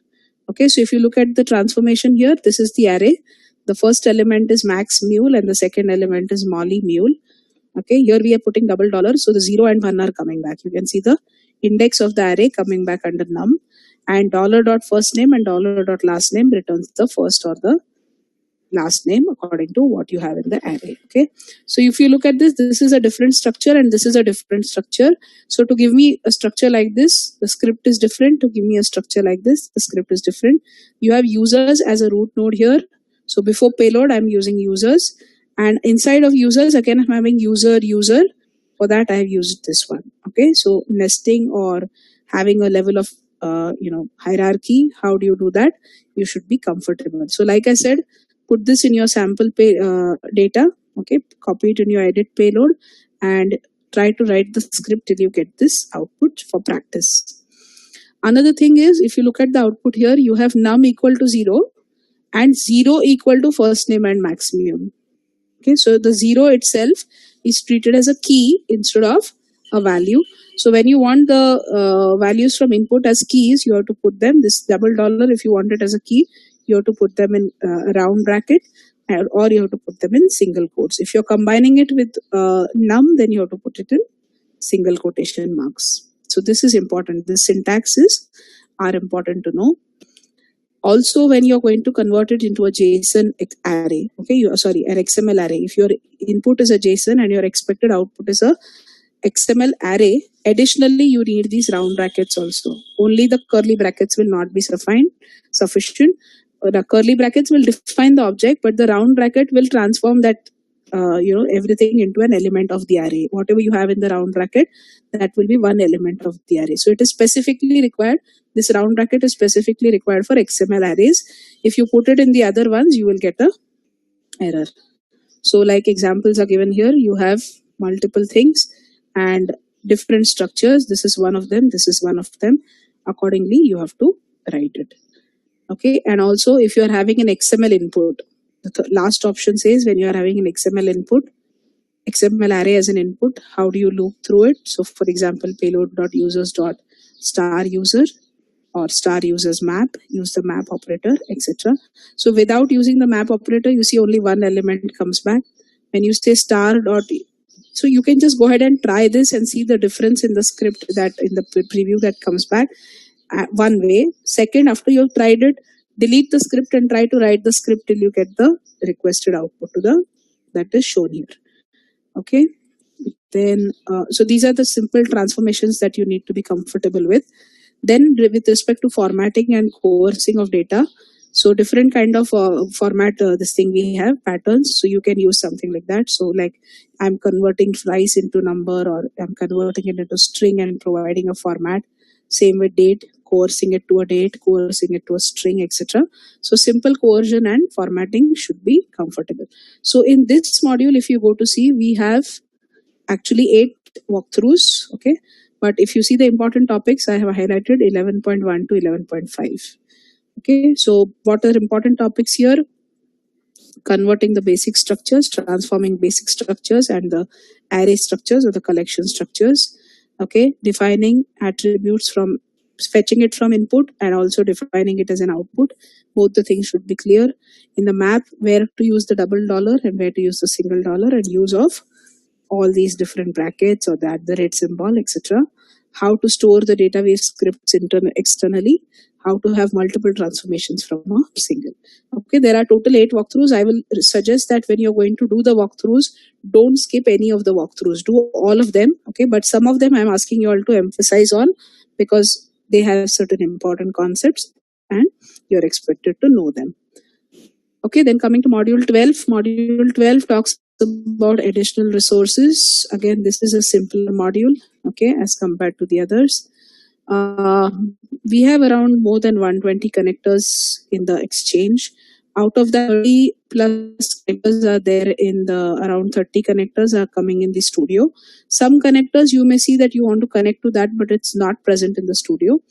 They have to be, you get them from the exchange. So you can open up the exchange from the studio itself and try to download that connector from there. It will get added to your studio and you can start using them.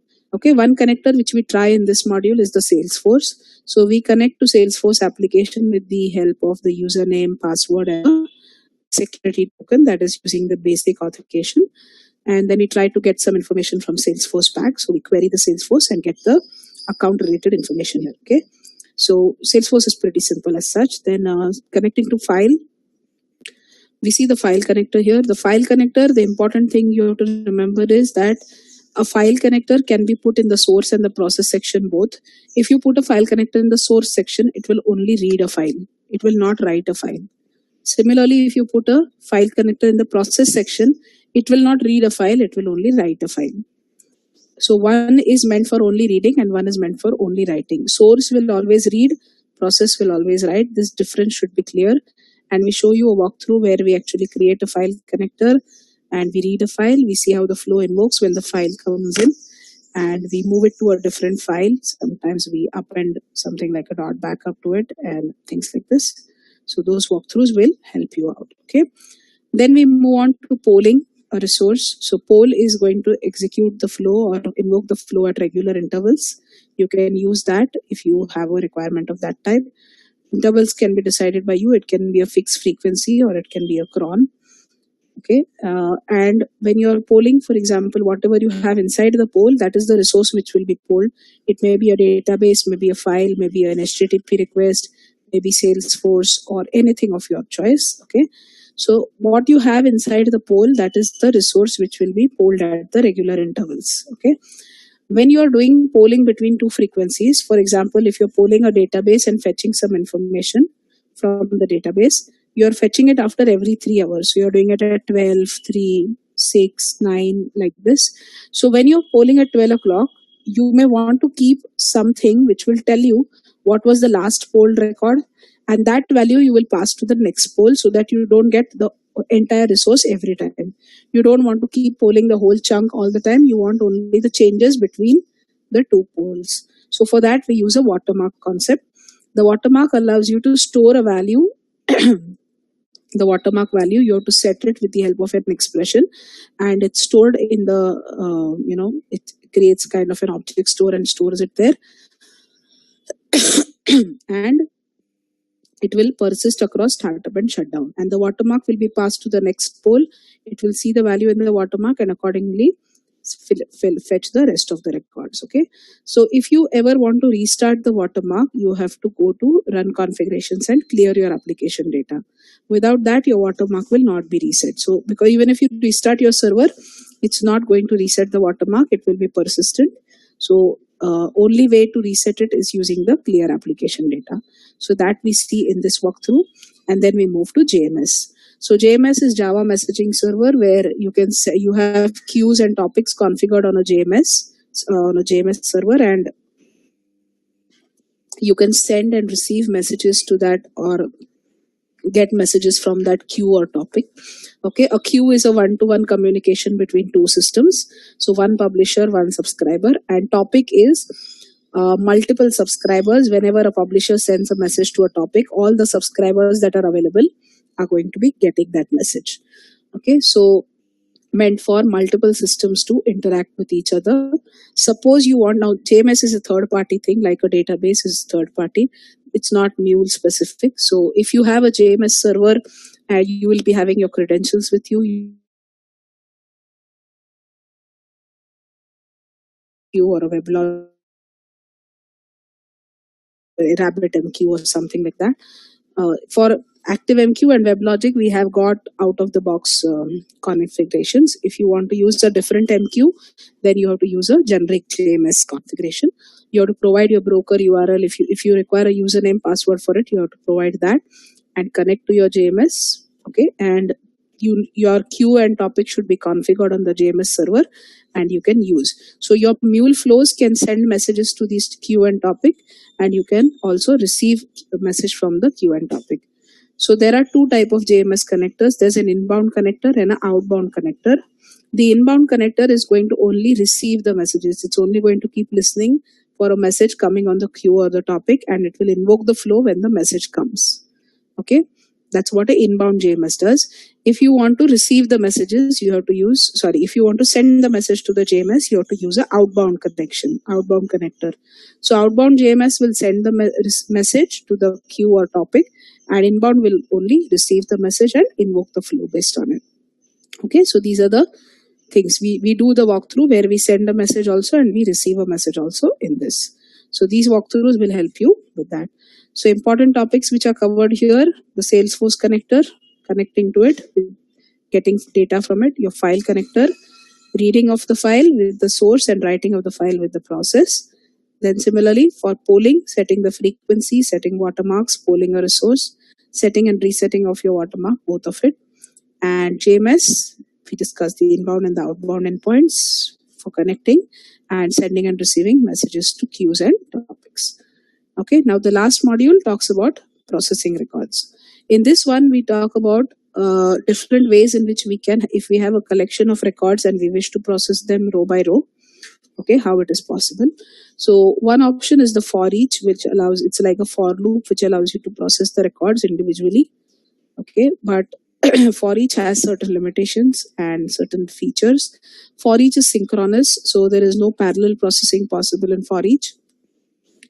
And if something goes wrong with the flow, it's going to stop and throw the error back. Okay, it will directly jump to the error handling section if it's a for each.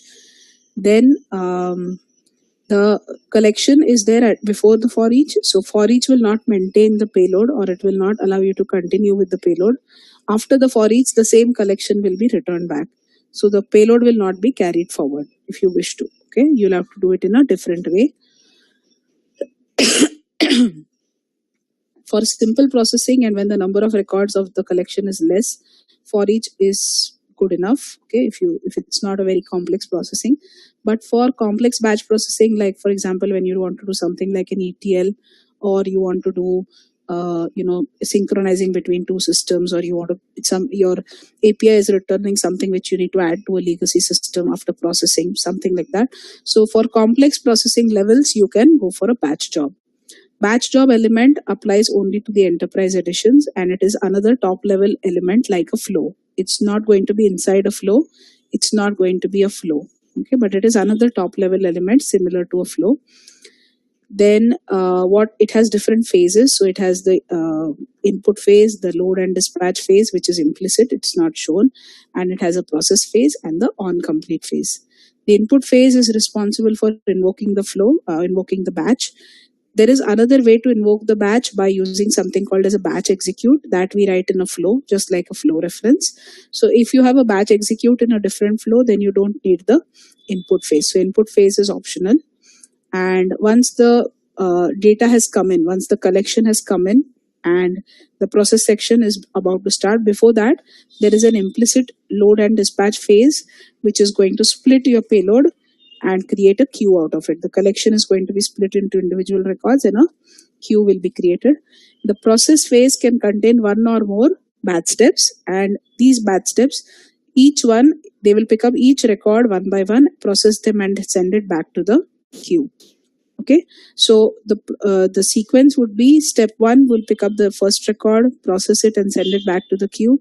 Immediately step 2 can pick up that record and start processing it, because batch is asynchronous.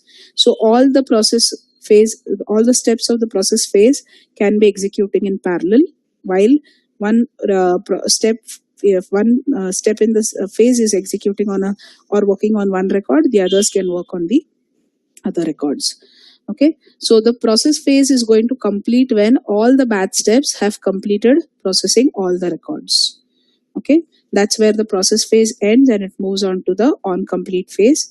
In the on complete phase, it's going to return a batch job result, which will include the number of records which were processed, how many succeeded, how many failed, etc.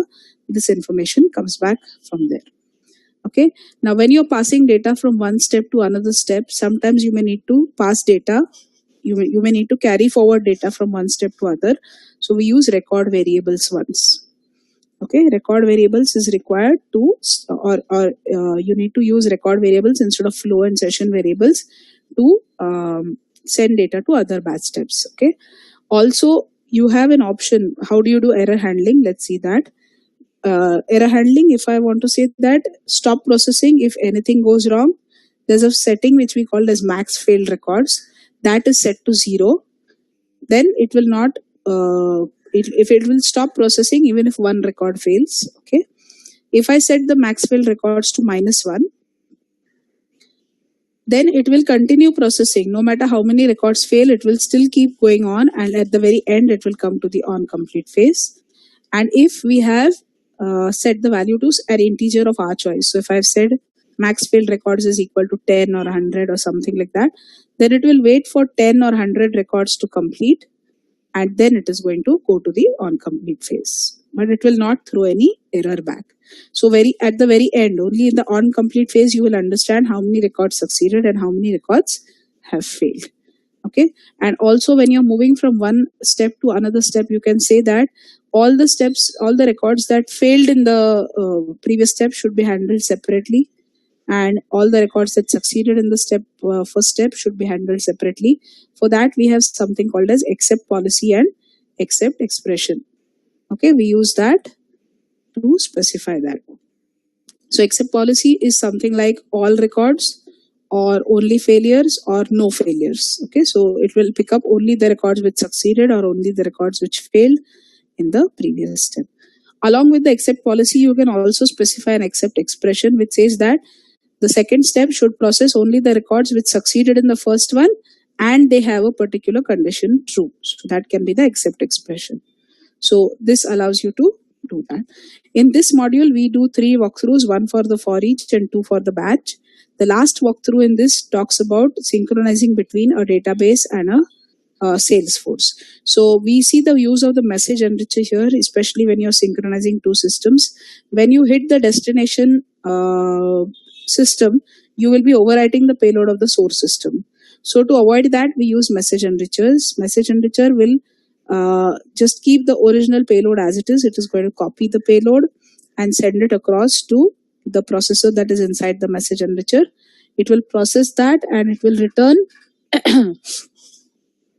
something called as a target, okay, which will enrich the message. So original payload will remain as it is. It will not be modified or overwritten.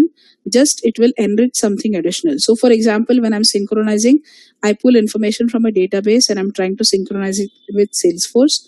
So in the message enricher, I will hit Salesforce and see if that record is present in Salesforce or not.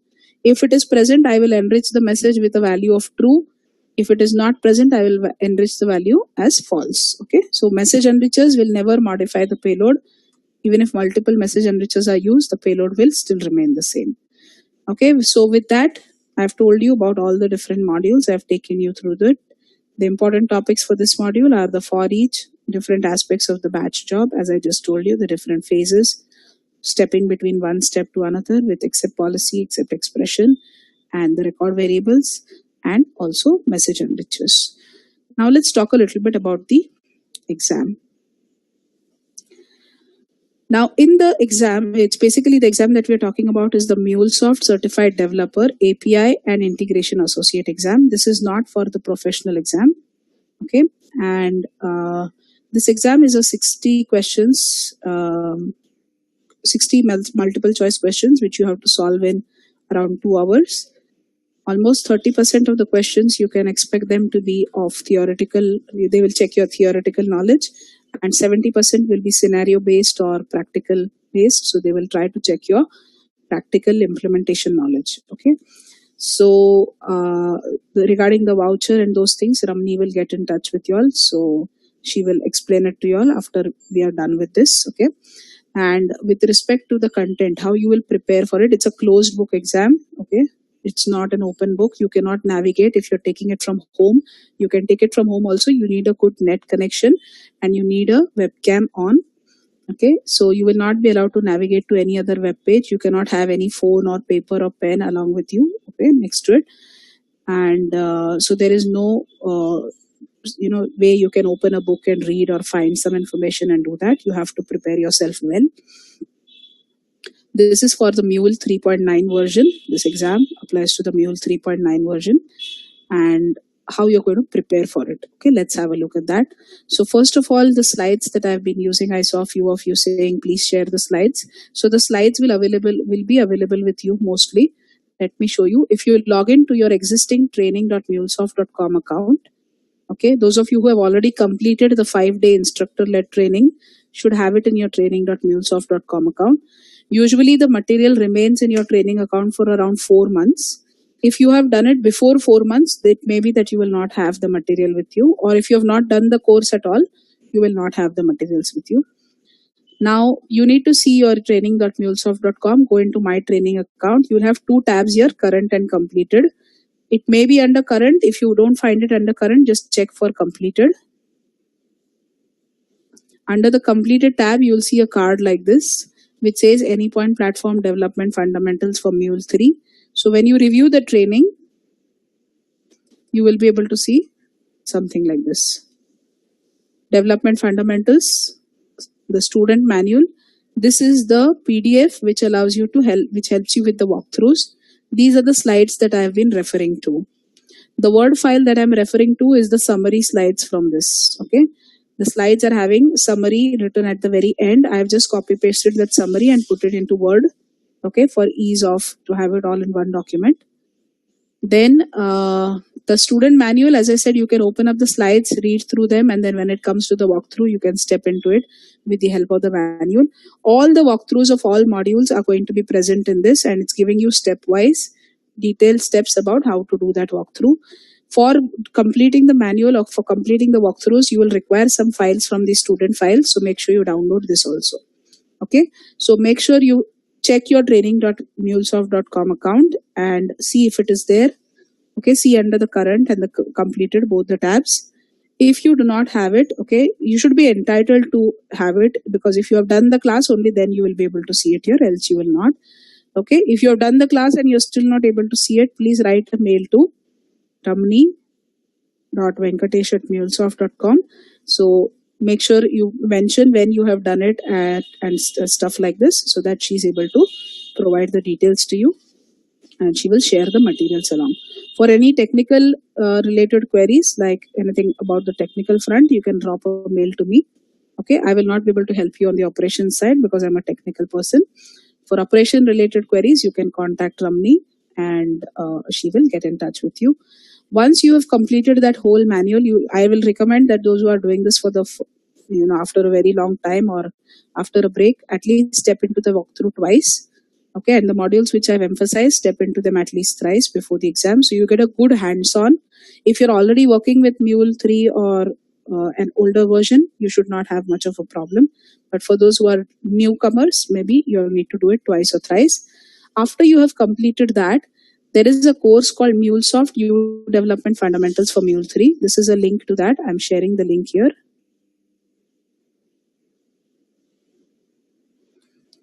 This link, if you go and you register yourself for it, I'm sharing it in the chat. Please go ahead and pick up the link right away, because when the meeting is closed, you will not be able to see it. Okay, you will have access to these do-it-yourself exercises and assessment quiz. Otherwise, the material is pretty much same. You don't need to go through the whole thing. Only look for do-it-yourself exercises and the assessment quiz. The do-it-yourself is additional practice over and above the walkthroughs which you have in the manual, and you have an assessment quiz which has around 65 questions for practice. They are not the questions from the exam. Okay, I repeat, they are not exam questions. They are just sample or practice questions which you can use to see where you stand. Okay, so go ahead and take this demo quiz. Okay, and now let me tell you what kind of the pattern of questions that you can expect in the exam from different modules. So with respect to module 1, you can expect something on the Center for Enablement. Theory questions from module 1 and 2 primarily. So what Center for Enablement does, what are the roles, what teams comprise of it, etc. Similarly, API-led connectivity, what are the 3 layered APIs?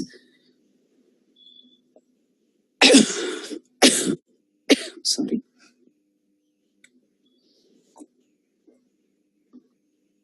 What is the different phases of API lifecycle? Which phase, or for which particular phase you will use which component of the platform in module 2.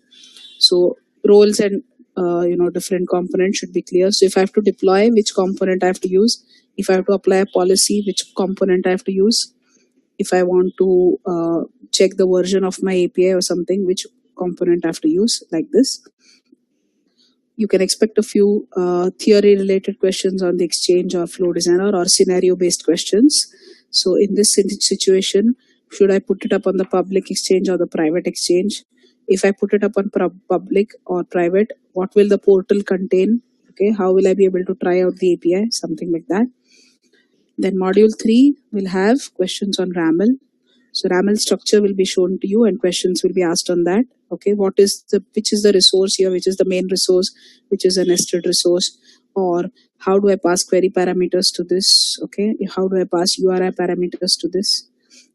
If this is the response, how will the response be passed from the postman? Something like this. Theoretical on the fragments related things. So how fragments are useful, what different kind of fragments are there, something like that. Same for publishing to exchange and the private and the public exchange. You can expect theoretical or scenario based questions on this. Module 4 will give you questions on the API kit component. Okay, so if I'm importing my RAML, I can show you a RAML structure and ask you what are the different flows that this will create, or how many flows it will create. Where will I be able to pass the value of the query param or the URI param? What will be the URL if I have to execute this particular resource? Okay, how will I write the URL for it? Things like this. Then with respect to database connector, what are the mandatory credentials that need to be passed for database? Which databases can be connected with this, etc. Path of the API kit router, so /API. Theoretically on the MUnit. Okay. Deploying and managing of APIs. So what are Cloud Hub workers? Okay, what is the minimum vCore size? vCore is the size that we have. So like we have 0.1 vCore, which is 500 MB, 0.2 vCore, which is 1 GB. So worker size is depending on that. Okay, how do you dynamically decide the property files, or how do you dynamically have the property files picked up according to the environment? Where to set the env variable in different environments, you should know that. Then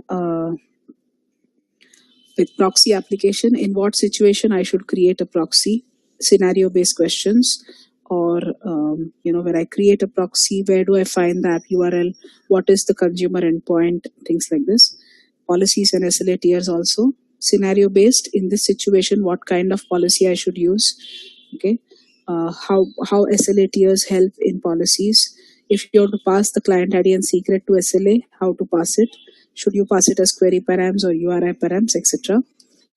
In module 6, you can accept questions on the Mule expression language. Okay, so what are the different expressions that you will write for accessing the payload or the property, the query params, the URI params, the variables, session variables, flow variables, etc. So the Mule expressions syntax should be clear to you.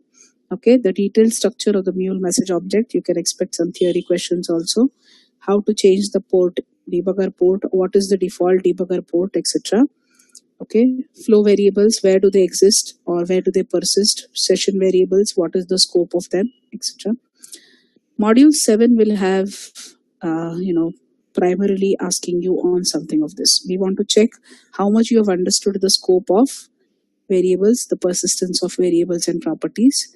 Okay, so kind of like I showed you the flows in the slide, like this different flows will be shown to you. It may be going via flow reference, may be going via HTTP request, it may be going via VM to a different flow. So there'll be multiple flows, maybe 2 or more, and you could be asked questions on what is going to be the payload at the end of the main flow, what is payload at the end of the child flow, okay, what is accessible inside the child flow, what is not accessible inside the child flow, what persists after the child flow executes and comes back to the main flow, etc. Such kind of questions on the scope and persistence of these variables. Then with respect to project structure, where do you place your configuration files, where do you place your property files and things like that, the best practices of project structure. And when you create a deployable archive, what are the contents of it, will this be included in it or not, something like that. If you want to share your stuff out across projects, how do you access it with domain projects and so on, right? In module 8, as I said, what is the hierarchy? So if I have a connector, should I use it? If I have connector and exchange and HTTP request, all three, which one should I use? If I have to pass, if the API requires a query param, how to pass it? If it requires a URI param, how to pass it? If it requires a header, how to pass it? Same for web service, how to pass arguments to a web service. Okay, how does the data, how is data processed in web services, etc. Then error handling, again you can have some complex questions here with respect to scope. You should be able to understand the scope of the exception strategies very well. So multiple flows, this can be clubbed with module 7, multiple flows you will have, and the exception is coming up in one of the flows. It may be in the child flow, it may be in a subflow, it may be in a private flow, maybe in a regular flow, and you should know where it is going to be handled. If there is if there's a local handler in that flow itself, if it is not having a handler, where will it bubble up, and will it be handled there or will it bubble up again? So all these concepts should be clear to you. Where will the error get handled? So what is the payload at the end of this, or what is the error returned at the end of this?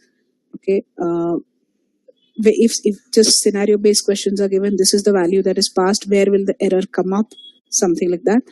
These kind of questions you can expect here. And with respect to the choice and the scatter together, as I said, with choice, what happens if any one condition is true, if none of the conditions is true, if all the conditions are true or multiple conditions are true. Similarly with scatter gather, if scatter gather completes and all the routes return a result, if any one results fail and gets error handler, if a route fails and doesn't get error handler, okay, so what are the different scenarios?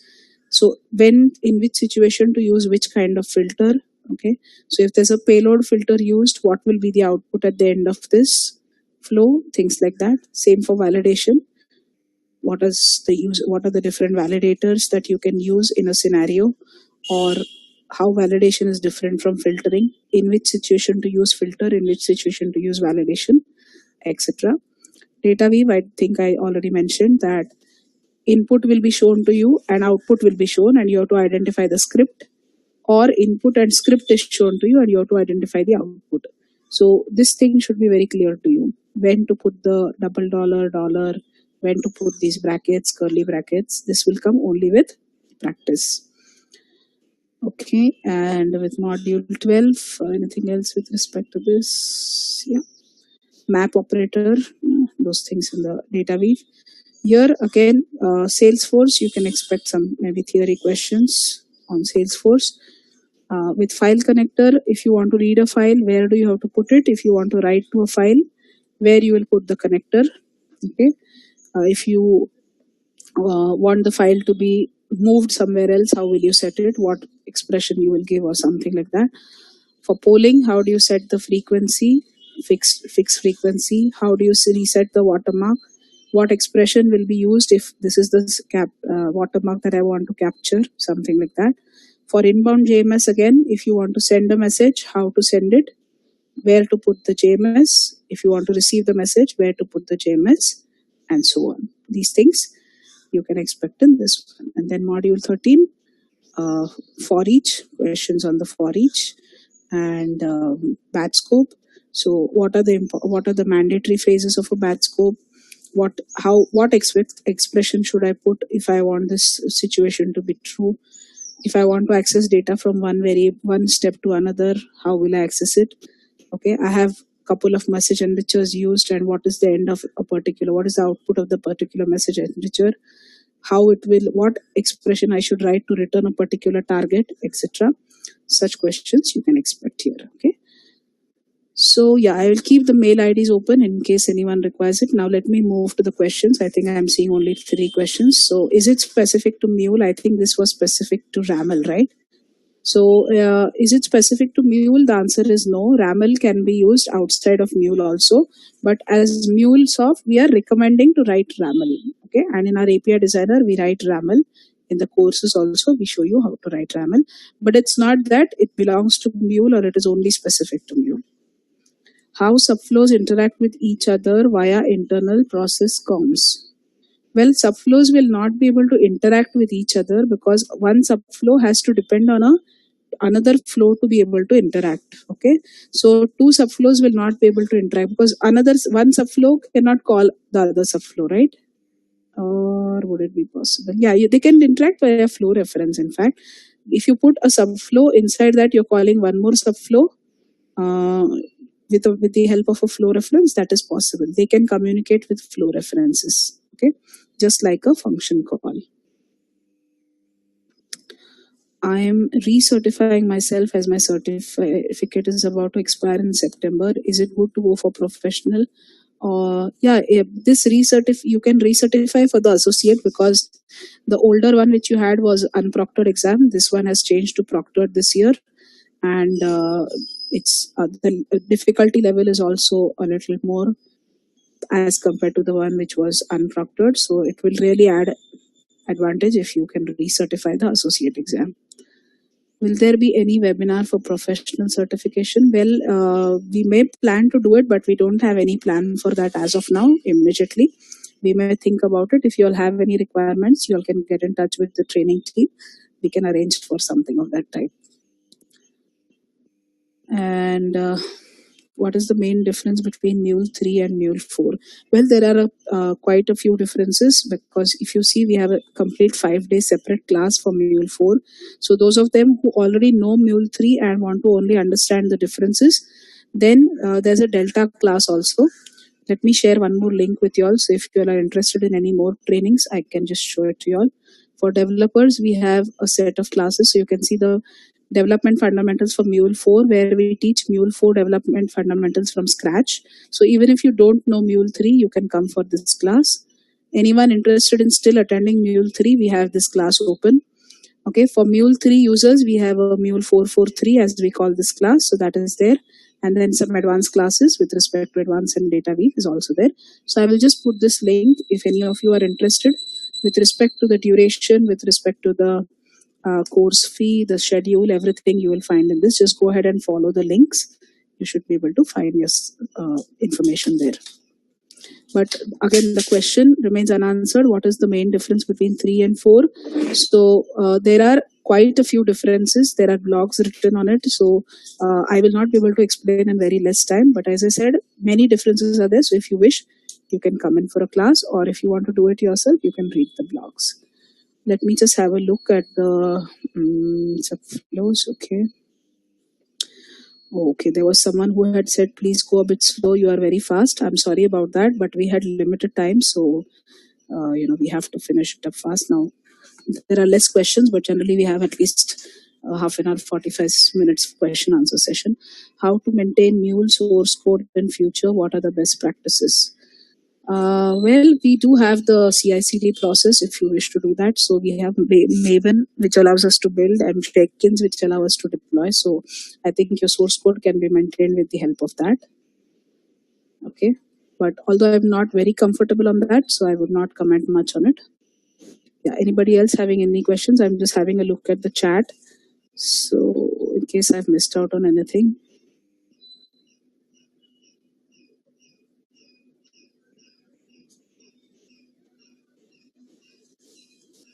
Would Mule 4 associate exam? Yes, it is out now, but I think you need to attend the training for it first.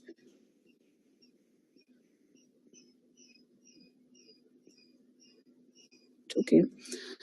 Yes, I think Ramani has already dropped the information about the Mule 4 online courses. Okay, so let me just close the questions. Can you brief us about SEDA? So SEDA stands for Stage Event Driven Architecture, which is simply decoupling the it's decoupling the three pools. As we saw, asynchronous is using the three pools. And we are able to use, like you see, the receiver pool is only receiving the request, and the flow processing pool is doing the work of processing, and dispatching is done by the help of the last one, the dispatcher pool. Tell us anything related to VPC and load balancers. So VPC is basically virtual private cloud, okay, used when you want to have your implementation URLs. No, you will put them in a VPC, so no one will be able to access them outside of a VPC. And load balancers, when you have multiple workers, okay, when you've got in an application, when you're deploying in the licensed versions, you're allowed to select the load multiple workers for your application, so that will take care of the load balancing for you. What are the different weightage for each modules, if any? Well, there is a weightage, but unfortunately, I don't have that details with me. Maybe you will have to Google it out, just see if you're able to find it somewhere. I don't have that. Can you please share link for Anypoint Platform Fundamentals MuleSoft? Tejasri, if you just see this chat, I have sometime back put it at 12:10 p.m. I have put a chat. I have put a link there, training.mulesoft.com, category development. Okay, you will, if you see that link, the one which is open on my screen, Anypoint Development, Platform Development Fundamentals Mule 3. So if you follow this, you will be able to get the link for that as well. I just put across that link, just open it. I am able to see it here. So this is the one that I'm talking about. I'll open it up for you. Follow the link that I have shared and you will be able to get it. Okay, this is the Development Fundamentals Mule 3.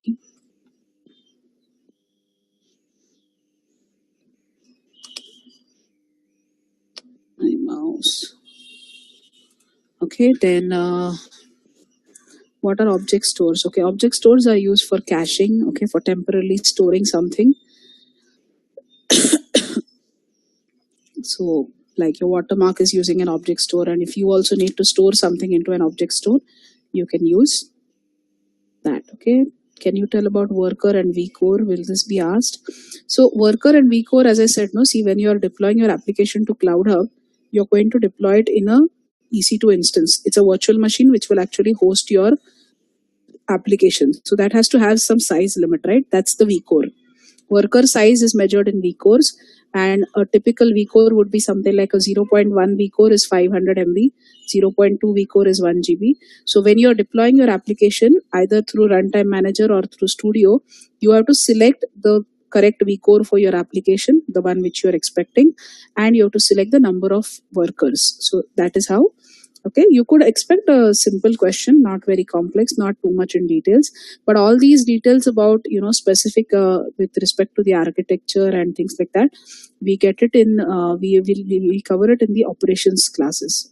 So if you look at, this is for developers, that's why it's not a part of this. If you go to the training.mulesoft.com homepage, you will find information for developers, for architects, and for operations stuff also. So you'll find it there. Okay.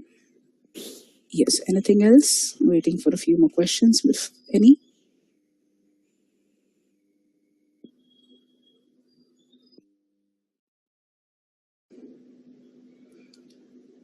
Okay. So I'm assuming that there aren't any more questions, and I would like to wish all of you a very best luck. Please do not exit the webinar. Ramani will share a few more details with you all with respect to your vouchers and things like this. I will pass it on to her. So thank you very much for attending the webinar. It was nice, although I was the only one talking, but it was still nice connecting with all of you. And wish you all the best for the exam and for your future. I will hand it over to Ramani. There you go.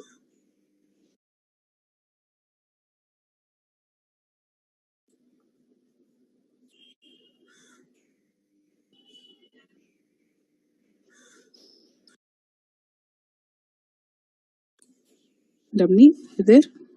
We can't hear you.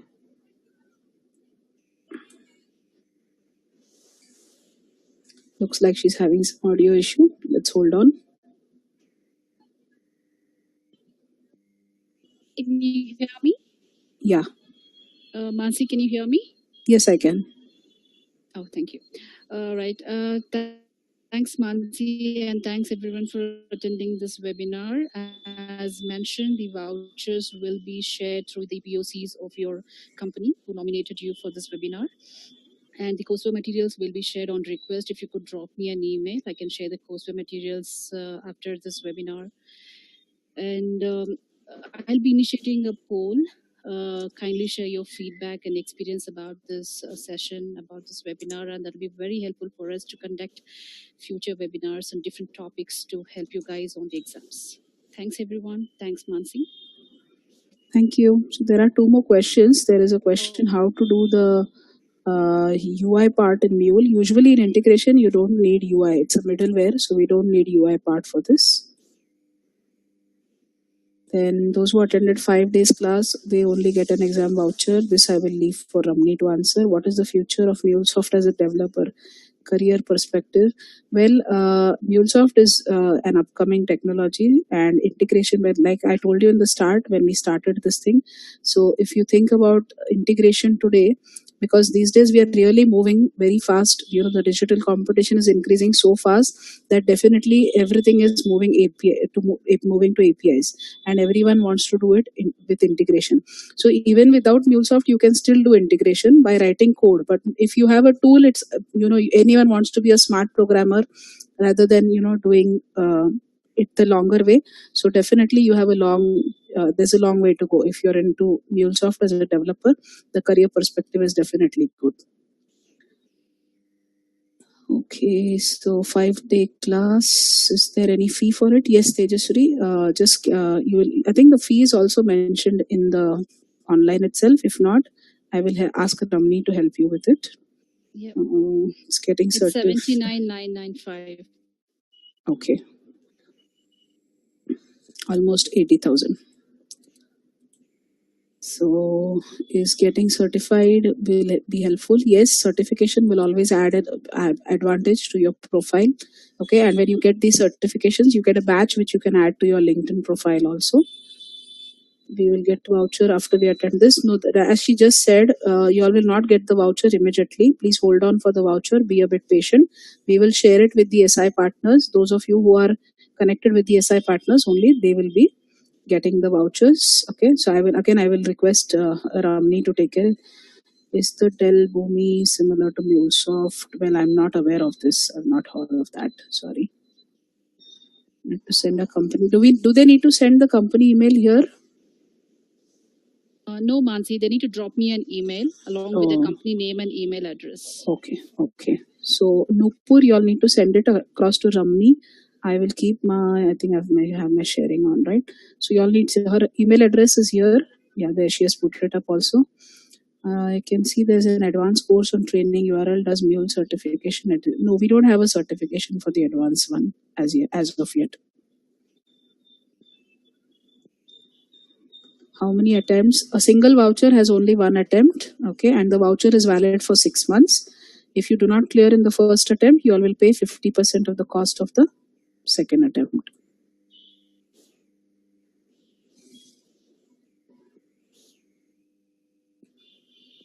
Okay.